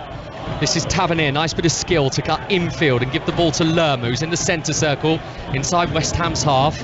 Low ball towards Mepham, back with Lerma again, who spins to face up to the edge of West Ham's penalty area, gives it to Ryan Christie. Christie fizzes one out to Tavernier on the left. Tavernier sends one in. Zuma's there to meet it, to head it away, but Bournemouth have won another corner. Yeah, and that's what they've got to do. As we said before, Chris, in the first half, the space is out wide. So if West Ham are going to give you that space, and with Kiefer Moore on as well, it's 2-touch, get the ball in the box, and hopefully, one will drop for you. Bournemouth can score one, maybe the great comeback might be on. Christie's corner from the left, over the head of Kiefer Moore, who was the closest one to it. It's come outside of the box for Adam Smith, who can't send it in first time, so has to pretty much go back to the halfway line for Lloyd Kelly, and then he passes out to the left for Christie. Now Billing has it, takes it off Lerma, gives it to Tavernier for Christie. There is a bit of vibrancy at least about Bournemouth in his second half. Christie's nudged over and the Cherries have a free kick. They're trailing 3-0 with 7 minutes into the second half. Tony Pulis. Yeah, if they get, like I say, if you have a look at the other side of the pitch again, West Ham would bring everybody across on the side of the pitch, and the switch of play, is very, very important for Bournemouth, I think. Foul by Lloyd Kelly, holding on to Mikel Antonio on the halfway line. So West Ham free kick. And let me just run through the teams for you, just in case you are just joining us here on 5 Live Sports Extra. For Bournemouth, Neto in goal, Smith, Stevens, Mepham and Kelly in their back four. Lerma and Rothwell were the 2 midfielders at the start, but Rothwell's been sacrificed for Kiefer Moore at half-time. And then ahead of those, Christie, Billing, Tavernier, and now Moore obviously in the furthest forward position with Dominic Solanke just off him. And for West Ham, who take this free kick for Antonio, and he's been pushed by Stevens. I mean, that is ridiculous, isn't it? Yeah. Antonio's won one free kick on the halfway line. West Ham are taking it. It's up towards Antonio on the edge of the box, and Stevens has pushed him in the back. Yeah, that's schoolboy stuff. Just can't believe that, can you, when you look at it again? So suddenly that free kick for West Ham United from one on the halfway line, they now got one, 8 yards outside Bournemouth's box? Yeah, one for Creswell. Yeah, it is. It certainly is one for Aaron Creswell. I mentioned in the first half he has scored a couple of goals down the ears at Vitality Stadium. Does not have one for them all season though, Aaron Creswell for West Ham. And with a 3-0 lead, a fourth goal would surely take them away from Bournemouth. He's not the only one over the free kick for West Ham though. Ben Rama is there as well. It's right of centre. It is probably about 8 or 9 yards outside of the box, because that 3-man Bournemouth wall is just inside the penalty area, and Creswell is sizing it up with his shoulders slightly drawn back, looking like he's the one with intent. He's struck it into the wall. It's come to Paquetá, he's got it towards goal. That was stopped by Solanke, who got a boot on it, and Kiefer Moore to clear, but only as far as Declan Rice, and West Ham come again, and they run with freedom with Paquetá, and Antonio's in the box, and he drives it wide of the post. Again, changeover of possession in their half. You know, they've looked really dangerous, West Ham, when Bournemouth have given the ball away in their own half. You know, 2 or 3 passes and they've been on the back of them. Great run from Antonio. Most probably could have done better with the finish. Got a couple of goals against Ghent in the week in Europe, Mikel Antonio, but the one he scored today here at Vitality Stadium, only his 2nd goal in 19 Premier League appearances. So there would have been a fair amount of relief about seeing the ball hit the back of the net here. Now can Bournemouth attack with Tavernier on the left. The ball is long and very difficult for him to look after. He had to get a boot on it to keep it in play, but in doing so he's relinquished possession. But then Kelly's dived in on Bowen, didn't get the ball according to Anthony Taylor, who had a good view of it, the referee. West Ham free kick. It's a poor decision, I think. I think Bowen's just gone down. He's lost the ball and just gone down. You know, and Anthony Taylor's close enough to pick that one. Look at West Ham here, though. They've gone on with it quickly on that left side with Creswell, and he's given it to Ben Rama, who wants to have a little test of Adam Smith's defensive duties. And the last touch has come off the Bournemouth defender. So West Ham will have a corner on the left. They just fill the box. Like I say, they look physically much stronger, much bigger than Bournemouth.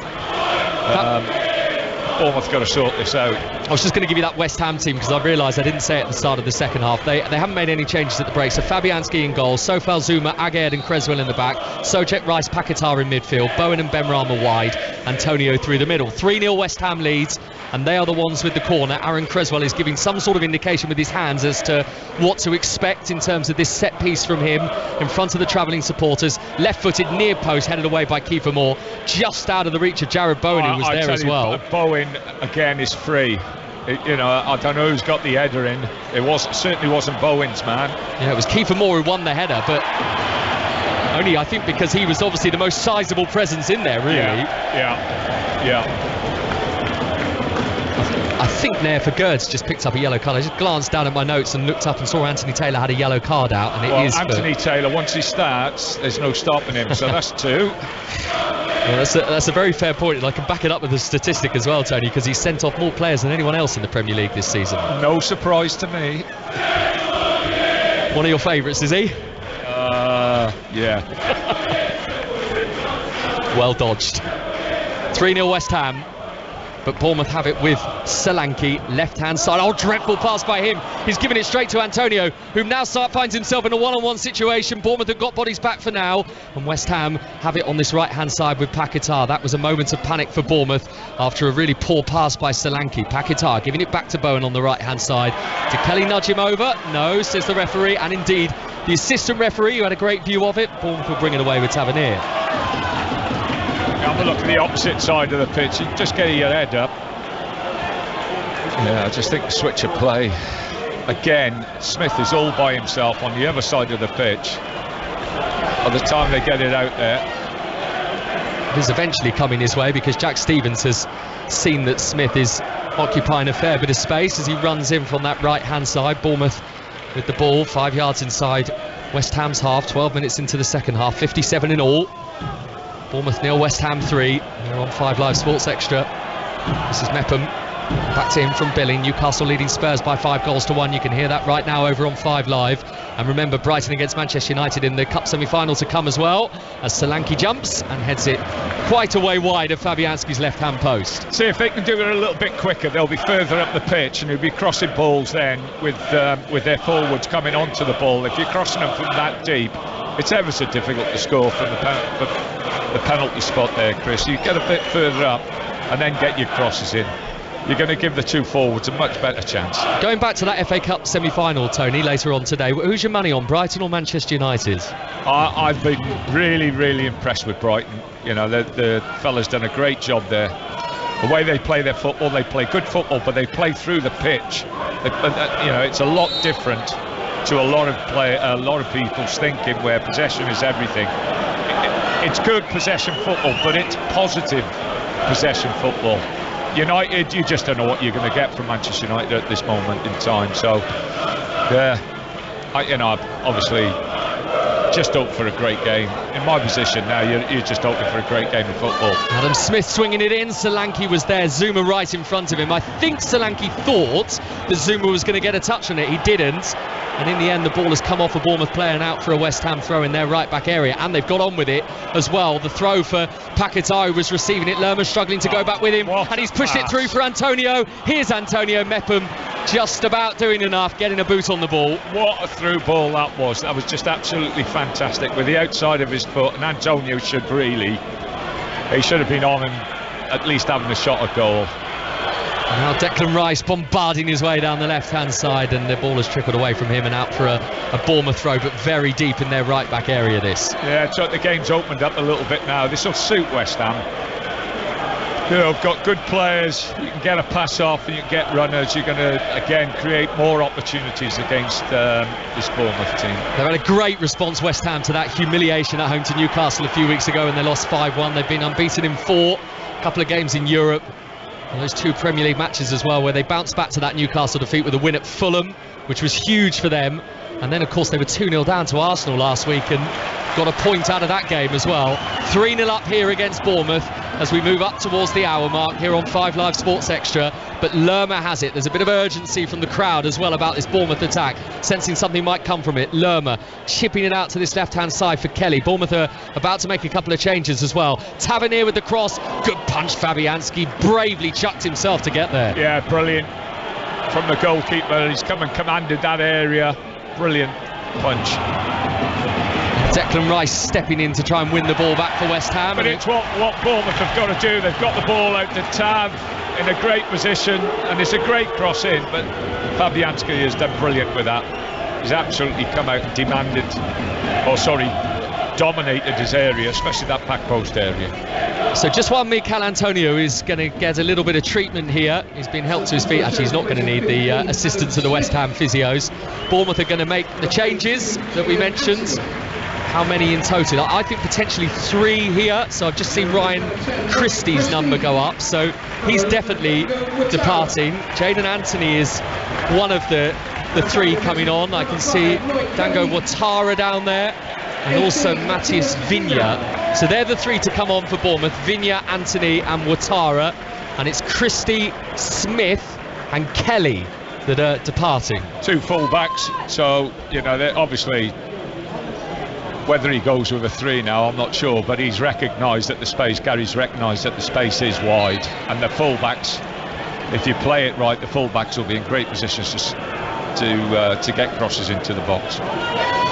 I've been impressed with Dango Ouattara when I've seen him. He was obviously one of their January signings, became Bournemouth's youngest Premier League goal scorer with his winner last week against Spurs. Yeah, he can make things happen, and he just has. He's just played West Ham in. Yeah, his first intervention in this game is not a good one because he's given possession back to West Ham United. There's nothing on for Bowen, so he's gone back for Sofal on the halfway line. West Ham are 3-0 up here on Bournemouth. Good fighting from Lerma to get the ball back. Out of play by the sliding challenge from Sofal. West Ham concede the throw to Bournemouth on the halfway line. Vigna, one of the substitutes, takes it quickly. He scored last week as well at Tottenham, his first Bournemouth goal. Matthias Vigna perhaps didn't start today because he did come off in that game injured, so you wonder whether that was the reason. Here come West Ham. Antonio to Ben Rama on the left-hand side. Ben Rama hasn't got much on with him at the moment. He's running at Mepham, he's shooting, and it's held by Neto. It was right at the Bournemouth goalkeeper. It's going to be end-to-end stuff now, without a question of a doubt, because Bournemouth got nothing to lose. They're going to leave themselves out vulnerable, but like I say, they've got nothing to lose. Hopefully it makes for an entertaining end to this game. We are 62.5 minutes in, and obviously a Bournemouth goal will give them a great deal of belief, but at the moment they are 3-0 down to West Ham United, who are moving above them in the Premier League table and on to 34 points. Bournemouth are currently on 33. Paquetá and Ben Rama, a little 1-2 on the edge of Bournemouth's penalty area. Back to Paquetá, far left-hand side. Paquetá, nobody's seen the run from Creswell. The pullback for Bowen on the edge of the area. The tee-off for Ben Rama, right at Neto. Either side of him, the goalkeeper had a problem. Fantastic play from West Ham. All 1 and 2 touch, pass and move. Very, very good. Was straight at Neto in the end. Bournemouth's goalkeeper. This is Tavernier now for the Cherries on this left-hand side for Solanke, who's clipped it up to the far post. Brought down by Ouattara. First touch let him down. Showed too much of it to Souček, who sweeps it away for West Ham. Could he have hit it, Chris, first time?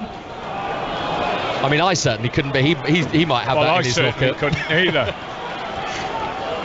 Here they come again, Bournemouth. Trying to find the one that they hope might bring 2 and 3. Solanke, with his 6 goals for the Cherries this season. Only Philip Billing has scored more in this Bournemouth team than him. And the last touch has come off a Bournemouth player. It was Vigna. It's out for a West Ham throw on this near side, and after those Bournemouth changes now we're going to see some West Ham changes as well. That doesn't surprise me. You know, they've had a tough game on Thursday. Fresh legs on. So Mikel Antonio, one of the 2 that is departing for West Ham, not before a couple of claps in the direction of the West Ham United supporters over on the far side to him. So Danny Ings is on in his place, and of course this is a place that he knows very well. He was a youth player here. Danny Ings made 30 appearances for them, scored 8 goals as well before departing for Burnley back in 2011. Paid £1.5 million for him.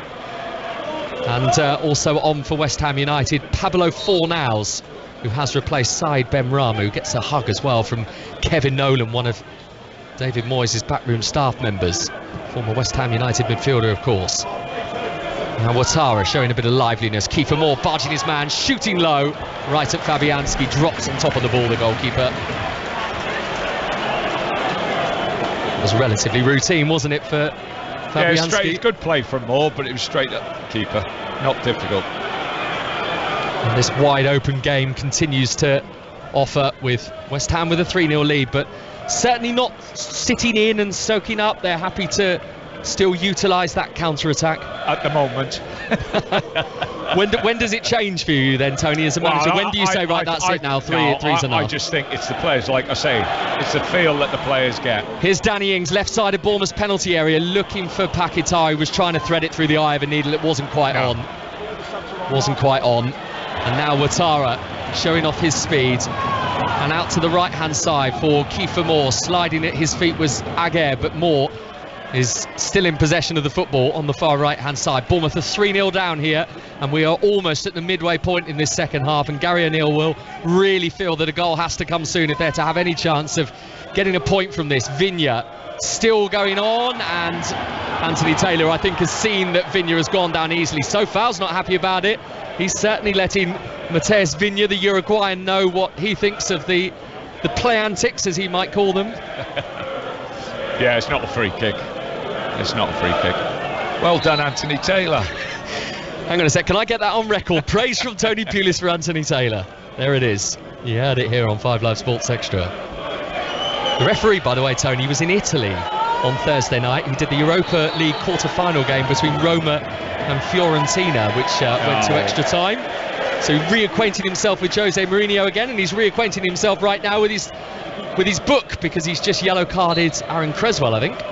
No, it's the keeper, I think. Oh, was it Fabianski for time wasted? Sorry. Yeah. So a yellow card for Lukasz Fabianski, the West Ham United goalkeeper.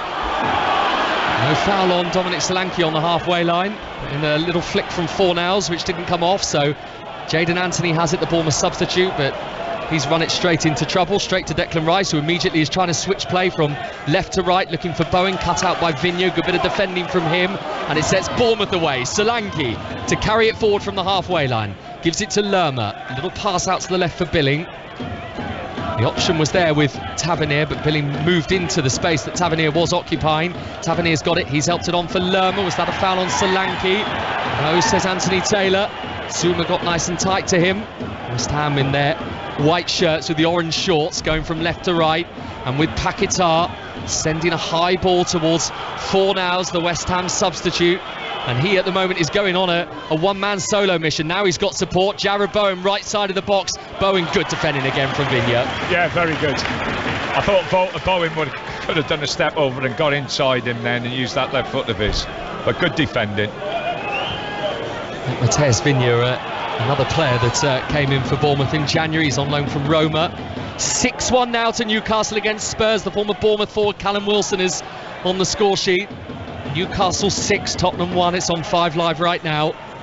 Brighton against Manchester United to come in the FA Cup semi-final from 4:30.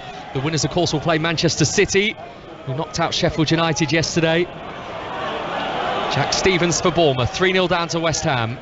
Vigna, all the goals in the first half. Solanke, left side of the box, across the edge of the 6-yard box, and away by Aguerd.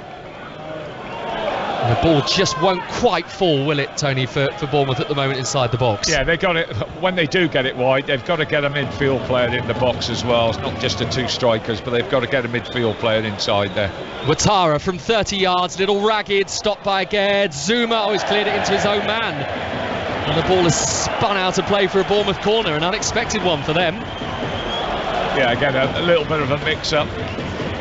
Yeah, better from Bournemouth in respect of what, the end products in the final third. We've got more end products this half so far than what we did the whole of the first half. 14th at the start of play, Bournemouth in the Premier League table. West Ham just behind them, but will be going above them if things stay as they are. But this is a Bournemouth corner, and we're in the 70th minute.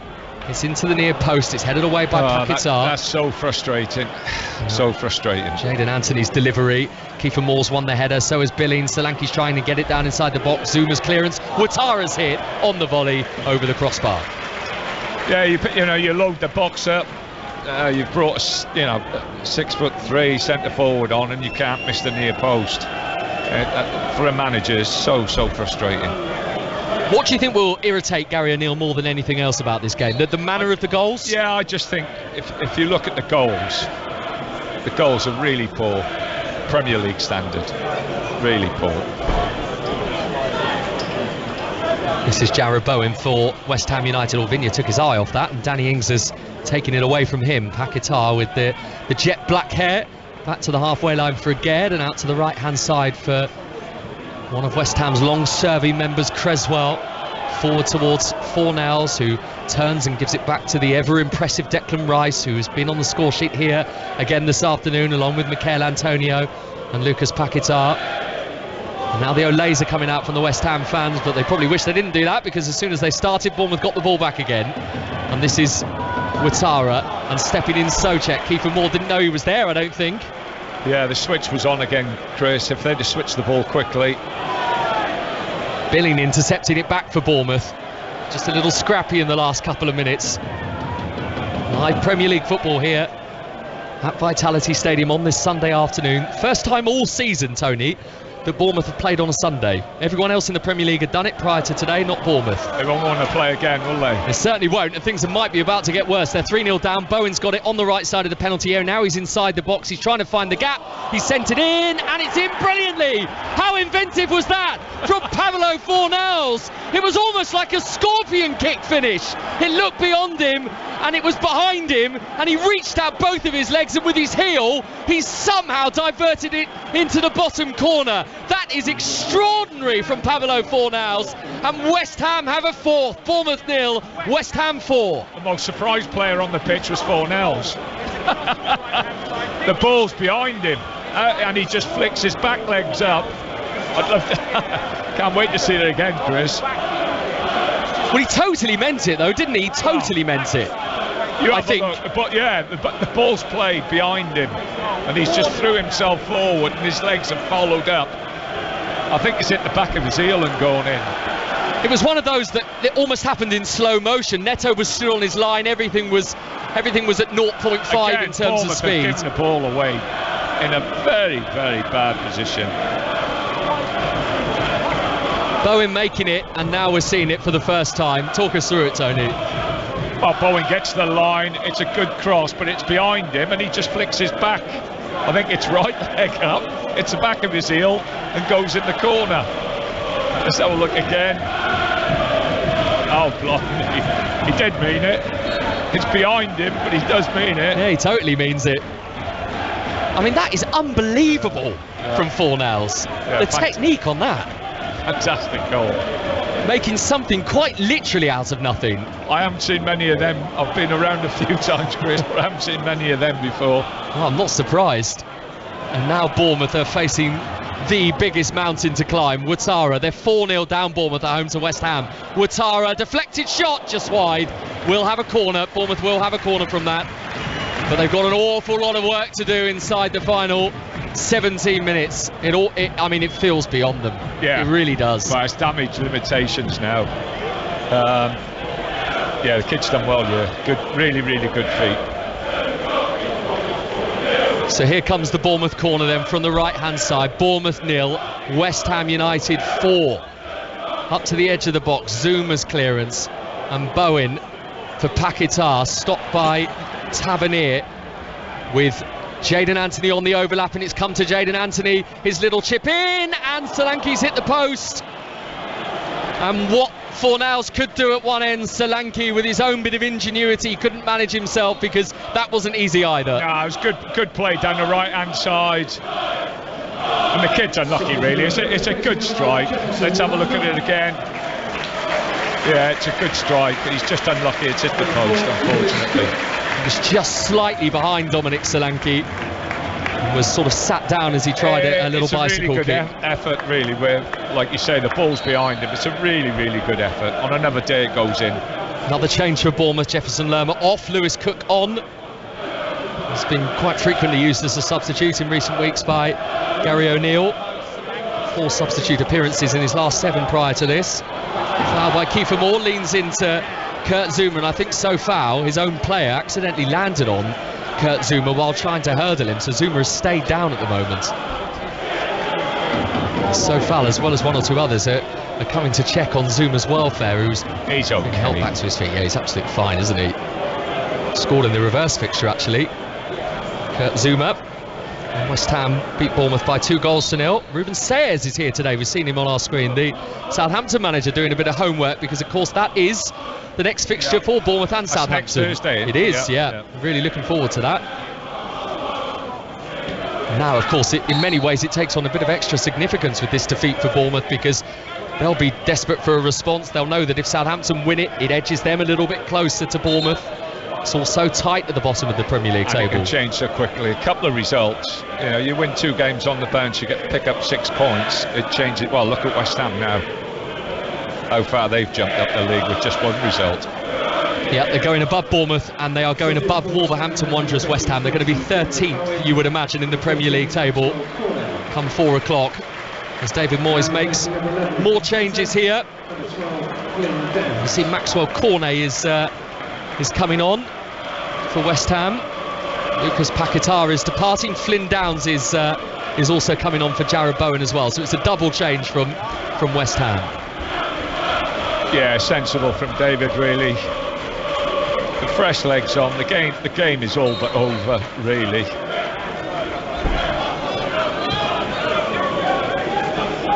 So Bournemouth 0, West Ham United 4 is the scoreline here on 5 Live Sports Extra. And Bournemouth with Billing looking long to that left-hand side for Tavernier, stopped by Sofal, wins it with his head. And the boot in from Kiefer Moore to get the ball back for Bournemouth. Solanke on this left-hand side. Tavernier, low ball near post, held by Fabianski. Ouattara was hurtling in, but it was always really going to be the West Ham United goalkeepers, who fractured his cheekbone a few weeks ago in a Premier League game against Nottingham Forest, so he did miss a few matches for West Ham. Fabianski had to use Alphonse Areola.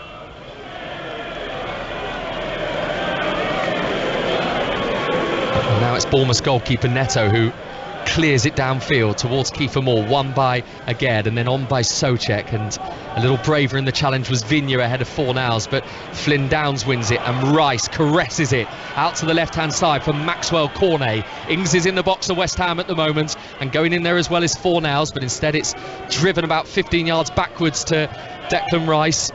Onto that left hand side for Creswell and Cornet and Rice again, and this is a shot from the edge of the box from Downs, held by the goalkeeper Neto briefly, and then pushed it away, and then Tavernier clearing it away for Bournemouth up to the halfway line. And Zouma comes and meets it, sends it in the opposite direction. I mean, there have been flashes of a potential 5th for West Ham, haven't there, for sure? Yeah. It's just been one of those games, one of those games where mistakes have been punished. and West Ham have certainly punished their mistakes. The goal, obviously the fourth goal, was a special goal, most unusual in lots of respects, but apart from that, like I say, the game, they started well, Bournemouth, but the first goal was a horrible goal to concede, and as I've said it 3 or 4 times, it just took the wind out of Bournemouth. It arrived 5 minutes in, that goal from Mikel Antonio. They were 2-0 up by the 12th minute. Lucas Paquetá. Declan Rice made it 3 before half-time. We've seen that incredible fourth from Pablo Fornals, and this is a real stellar day for West Ham United. What a massive result for David Moyes. They're going to be 5 unbeaten in all competitions. Also, check poor pass from him. Solanke not quite able to get there ahead of Zuma. And West Ham have it back with Fornals on this near right-hand side, who puts his hand out in front of him to tell Flynn Downs just to settle down, not to rush anything. And West Ham happily keeping possession on the halfway line. Then Fornals tries to put Danny Ings in, and it runs through to Neto, the Bournemouth keeper. Yeah, we're just playing out the game really now, Chris. I think David will be more concerned now about getting everybody through the game, or through the last 10 minutes, quarter of an hour, without any injuries. We'll have a look at both of the run-ins for both of these teams when we get a moment. 11 minutes to go here. West Ham are 4-0 up. Maxwell Cornet's offside. So these are the remaining fixtures, Tony, for both, because I think this will be of some interest. For Bournemouth, Southampton away, as we discussed on Thursday. Then they've got Leeds and Chelsea coming here, back-to-back home games. Palace away, Manchester United at home, and Everton away. That's Bournemouth's run-in. West Ham's arguably is tougher, so perhaps they will look at this as being a huge result, because they've still got to play Liverpool, that's next at home, Palace away, Man City away, Manchester United at home, Brentford away, and then they finish at home to Leeds United. David will be delighted they've got the 3 points here today. It feels significant for that reason alone, doesn't it? And obviously you've got their involvement in that European Cup tournament. So, you know, they are going to be tested this last month of the season. Yeah, those 2 games against RZ Alkmaar, that's what makes their May so busy, West Ham United. Bournemouth throw near left-hand side, 15 yards inside their own half, but taken by Vinya. They've got a big squad, they've got a good squad as well, and I keep saying it, they've got a good manager. And this is the sort of result as well that gets the naysayers off your back as well, and David Moyes will take great pleasure from that, I'm sure. Thilo Kehrer is about to come on for the Hammers, and Bournemouth have it just inside their half with Vinya. Nice pass that, letting Kiefer Moore chase it down on this left-hand side. Little layoff to the edge of the box for Ouattara. Declan Rice stifled his momentum. Worked out to the right-hand side for Jadon Anthony, who shoots left-footed, and Fabianski pushes it away. It was on target. It needed the intervention from West Ham's goalkeeper. Kept in play by Tavernier on the left. Teed back in field for Vinya. Now Billing, 1-2, Vinya, byline, pull back out of the reach of everybody. And West Ham clear. Really good move from Bournemouth then. Again, very, very unfortunate that you know, they don't take that opportunity. That was a great opportunity to score. Good play. Very, very good play from Bournemouth. Well, I mean, to Bournemouth's credit, they're 4-0 down at home, but they're still giving it a real good go. Things just haven't quite fallen for them today. Here they come again, Tavernier. That's a lovely ball. Kiefer Moore's there, he's missed. 6 yards out, Kiefer Moore has to score. That's their biggest chance of the whole afternoon, and Kiefer Moore with his right foot has put it wide. Do you not think he's got to head that? Let's have a look. It's a great ball from Tavernier again.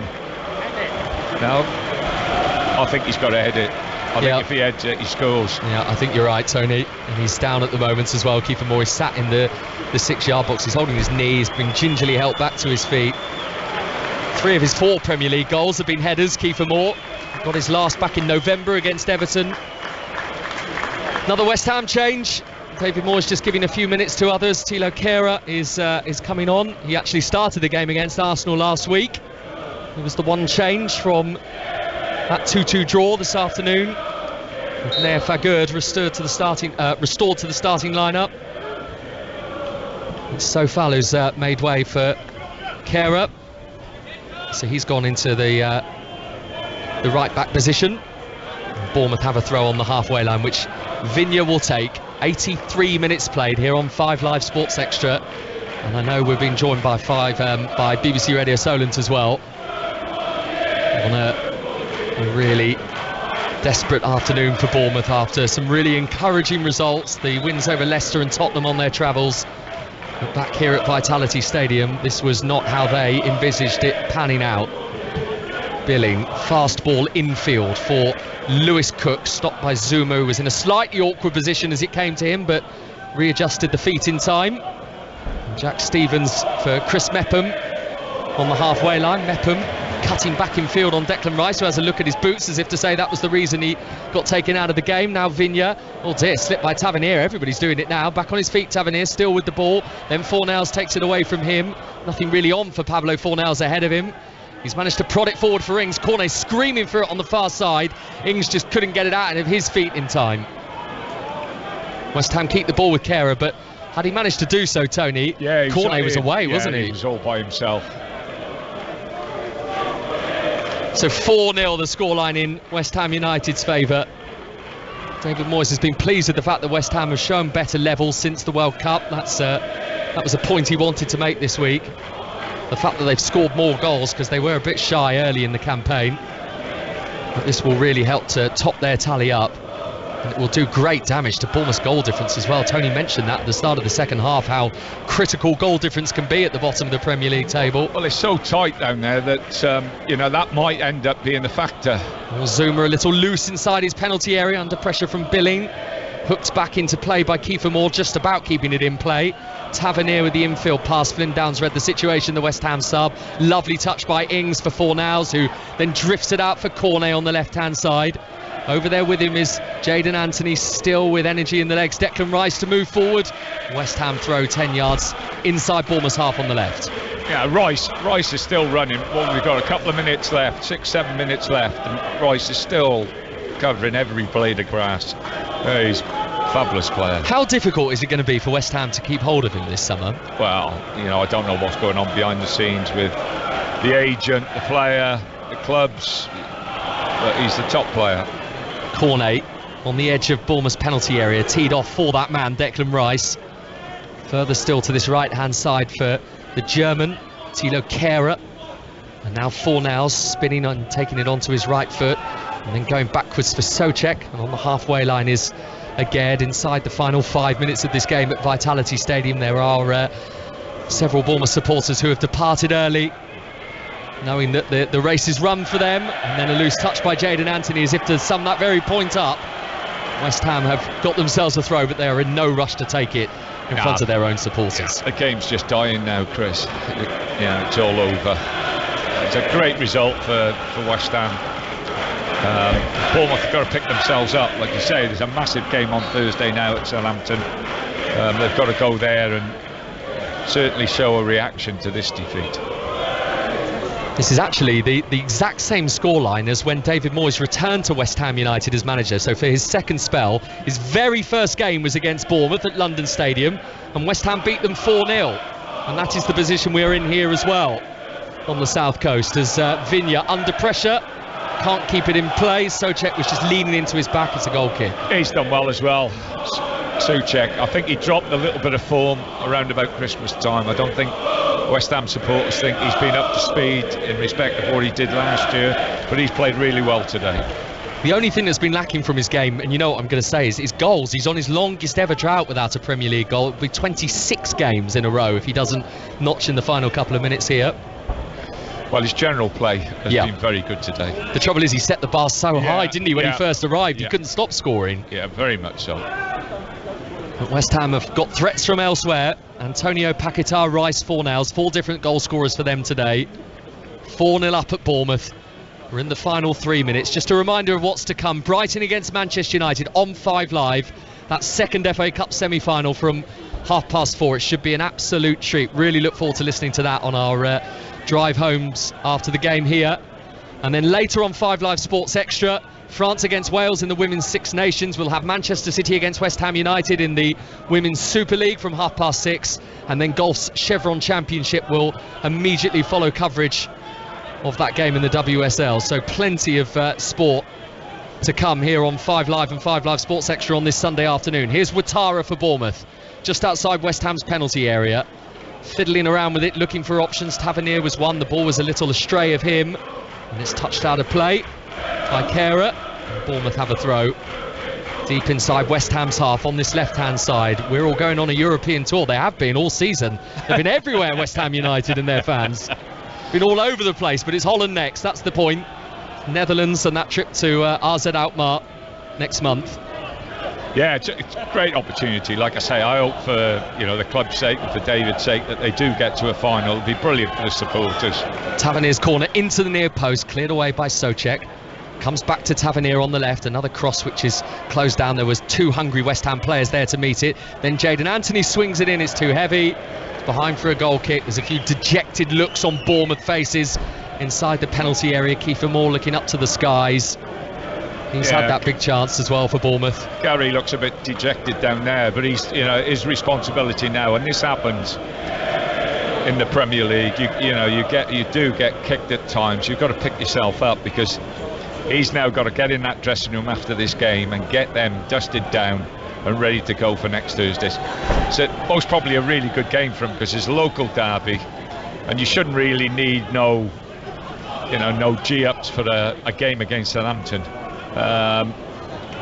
Fingers crossed he'll get reaction there. Solanke running right through the middle. Zuma stretching out with his right boot to stop it. The 2 West Ham. You love your centre halves, Tony. You must be impressed with Zuma and Aged for West Ham today. The 2 of them have done brilliant. Have done absolutely. I like who in the team has not played well. Even the subs have come on and done well. Here's Cornet shooting from the edge of the box. That's stopped. It's come to Declan Rice. A tee up for Downs, and now with Danny Ings and Downs and Rice, and his pass out to Fornells on the right hand side. Cornet! It's 5-0 to West Ham United. He had so much time, Cornet. He took a couple of touches inside the 6-yard box, and then he's beaten Neto. The goalkeeper perhaps will feel he should have stopped it. Bournemouth defensively certainly should have stopped it. This is a dreadful day for him and for them, but a brilliant one for West Ham United. Yeah. They've scored 5 goals. And it was good play up to it as well. 5 or 6 little passes around the edge of the box. Great ball out by Rice. I think he's offside, mind, but we'll see. Yeah, just having a first look at the replay, Tony, your eyes have obviously been alerted to that ball in for Maxwell Cornet. He does look, doesn't he? I mean, you can't always be sure, but he looks like he's offside. Yeah. And they didn't even need to look at it for very long, actually. So that goal has been chalked off. So West Ham... they got all their team celebrating. Well, they're having to get back quickly now. So it is still Bournemouth 0, West Ham United 4. So Maxwell Cornet denied what would have been his first ever West Ham United goal. So it's a bit of disappointment for him. I tell you what is a disappointment is the linesman there.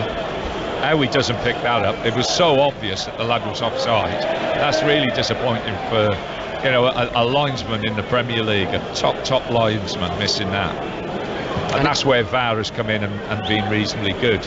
And it wasn't even one of those, Tony, either, was it? Where you're letting play run out to see how it finishes, like they're instructed to do. It wasn't a toenail offside. He was well offside. So Cornet's goal is chalked off, and Bournemouth, as we're in stoppage time, and amongst the hullabaloo of that Cornet disallowed goal, I actually missed how many minutes were to be added on. Did you happen to catch the digital display down to our left? I was concentrating on you. I thought you might be. Right, so Bournemouth, here they come. We're in stoppage time. Jayden Anthony chipping it in. Solanke on the spin, stopped by Zuma. Again, West Ham's defence is resolute when it needs to be, and it's cleared away. David Moyes is another who absolutely thrives off clean sheets. Looks like they're going to get one here. There might be a little check on a potential handball, though. Jayden Anthony's cross was stopped by Aged. Now they've had a quick look at it. They're happy with it. No handball, so no Bournemouth penalty. No late chance for them to get a consolation, and instead a chance for West Ham to break and cause further damage. Cornet across goal looking for Ings, cut out by Stevens. Neto had come out as well, but Stevens wasn't convinced. Slides in, concedes the corner. Yeah, a great break again. What was it, 2 passes at the back of Bournemouth, and it was a good ball across the face. Actually, the lad's done well. He's defended well now. Chris, the game's over. We're doing our best to try and keep things going, mate, but the game's over. It's been over for quite a while, and Bournemouth will be desperate for this whistle to go, and Gary will be as well. We are nearly there, but not before this West Ham United corner, of which there is no real rush or urgency for them to take in front of their travelling supporters. It's in towards the near post, initially won by Jayden Anthony. He's come to Kehrer, who is on the right-hand side. He's run it down towards the byline. He's lifted it in, and the header from Souček. He nearly got his goal, Tony. Headed over the crossbar. Last year he was scoring them. He was. Just a touch too high for even the lengthy frame of Tomáš Souček, the Czech West Ham midfielder. That's it. And there is the full-time whistle. This is a massive win for West Ham United. They have moved up to 13th in the Premier League table, above the team they've just beaten, Bournemouth, above Wolverhampton Wanderers. Even more distance now between David Moyes' team and the bottom three. But for Bournemouth, on that great run after the wins against Leicester and Tottenham, this is a bit of a reality check for them. Bournemouth 0, West Ham 4. Tony Pulis. Yeah, Bournemouth have, it's a real one that it'll set them back, and they've got to get moving as quick as they possibly can now. And I'm not sure how Gary works this week, but I'd be spending a bit of time with him in the dressing room and then tomorrow as well, because you've got to dust yourself down, forget about it, and move on to the next one as quickly as you can, and be prepared and ready for that Southampton game. For Moisey, delighted for him, delighted for the team, and real professional performance. Especially when you bear in mind as well, they played on Thursday. The bulk of the players who started the game were involved from the start in that match against Ghent in that European quarter-final, and yet they came here with real intent. They look fit as a fiddle. They got those couple of goals in the first 12 minutes and they didn't look back. I think it's tested. They've got it going now. It's taken them a while, but they've got it going. And I just hope Dave goes here. He's going over there as well. And that, I hope, fingers crossed, the supporters will respect what he's done and how he's done it, because it's a fantastic result. Really good performance as well. They'd actually gone, West Ham, 11 games without a win on their travels in the Premier League, and then they went to Fulham and won, and now they've backed it up with another win on the road here at Bournemouth. Well, they talk about London buses. Well, they got one all the way from West London down to the south coast in that case. Really good day for West Ham. Antonio and Paquetá with the early goals. Rice just before half-time. He's got his top off at the moment, revealing the six-pack. He's got the captain's armband wrapped around an exposed bicep. He's handing the shirt to a delighted young girl amongst those West Ham supporters. Yeah, look at her face. Brilliant. That's lovely to see, isn't it? Yeah, great big smile. She's got to be about 7 or 8 years old. She's on her she's on not her dad's letting go of shoulders. that shirt neither, is she? She's got that shirt. Even her mum can't get it off her. Yeah, she's got a tight grip of that. That's great. That's what you love to see. Declan Rice doing his bit, making the West Ham United supporters smile. He's got a broad smile on his face as well. So Antonio Paquetá, Rice, and then that exquisite goal from Fornals at the end to make it 4-0. We have to quickly talk about that, Tone. Yeah, it was like Bowen did well. Went outside his full-back, smashed one across, and you think it's behind him. And somehow he just backflips. He's diving forward, backflips his legs, and it's the back of his leg or the side of his leg goes in the corner. I don't think I can remember a goal like that. Yeah. Not watching it live. Wonderful technique. One on Bournemouth as well. We talked about that game against Southampton. It is massive on Thursday at St Mary's, but a bit of an Achilles heel. That's now 63 goals they've conceded in the Premier League this season, and that now is more than anybody else. It's more than Nottingham Forest, who were on 62. It's a bit of a problem, isn't it? I used to enjoy setting teams up and being difficult to beat, and the clubs I managed were clubs who were mid-table or lower down, and the one thing we used to talk about all the time was being really solid and being difficult to beat, and then that leads to a springboard to be successful going forward. They look very loose today, Bournemouth. West Ham, even on the break, could have scored 4-5 goals, and Gary's got to sort that out. You can't be loose, and you certainly can't be weak off set plays, because this league, there's so much quality in the league from people who can deliver set plays and put them in certain places. They were disappointing defensively today, Paul. Pleasure to be with you again, Tony. Cheers, really enjoyed Chris. that. Thank you. Yeah, thanks very much. Former Premier League manager Tony Pulis with us here on BBC Radio 5 Live Sports Extra. So great day for West Ham United, putting a bit of distance between themselves and the bottom three. They're up to 13th, the Hammers, on to 34 points. Antonio Paquetá, Rice and Fornals with their goals. Bournemouth 0, West Ham 4. Remember, from 4:30, Brighton against Manchester United to come in the second of that FA Cup semi-final at Wembley. The winners will go through to play Manchester City. We've got Manchester City against West Ham in the WSL to come a little later on 5 Live Sports Extra. But for now, let's take you over to coverage of the Women's Six Nations. We're going to join our colleagues at BBC Radio Wales.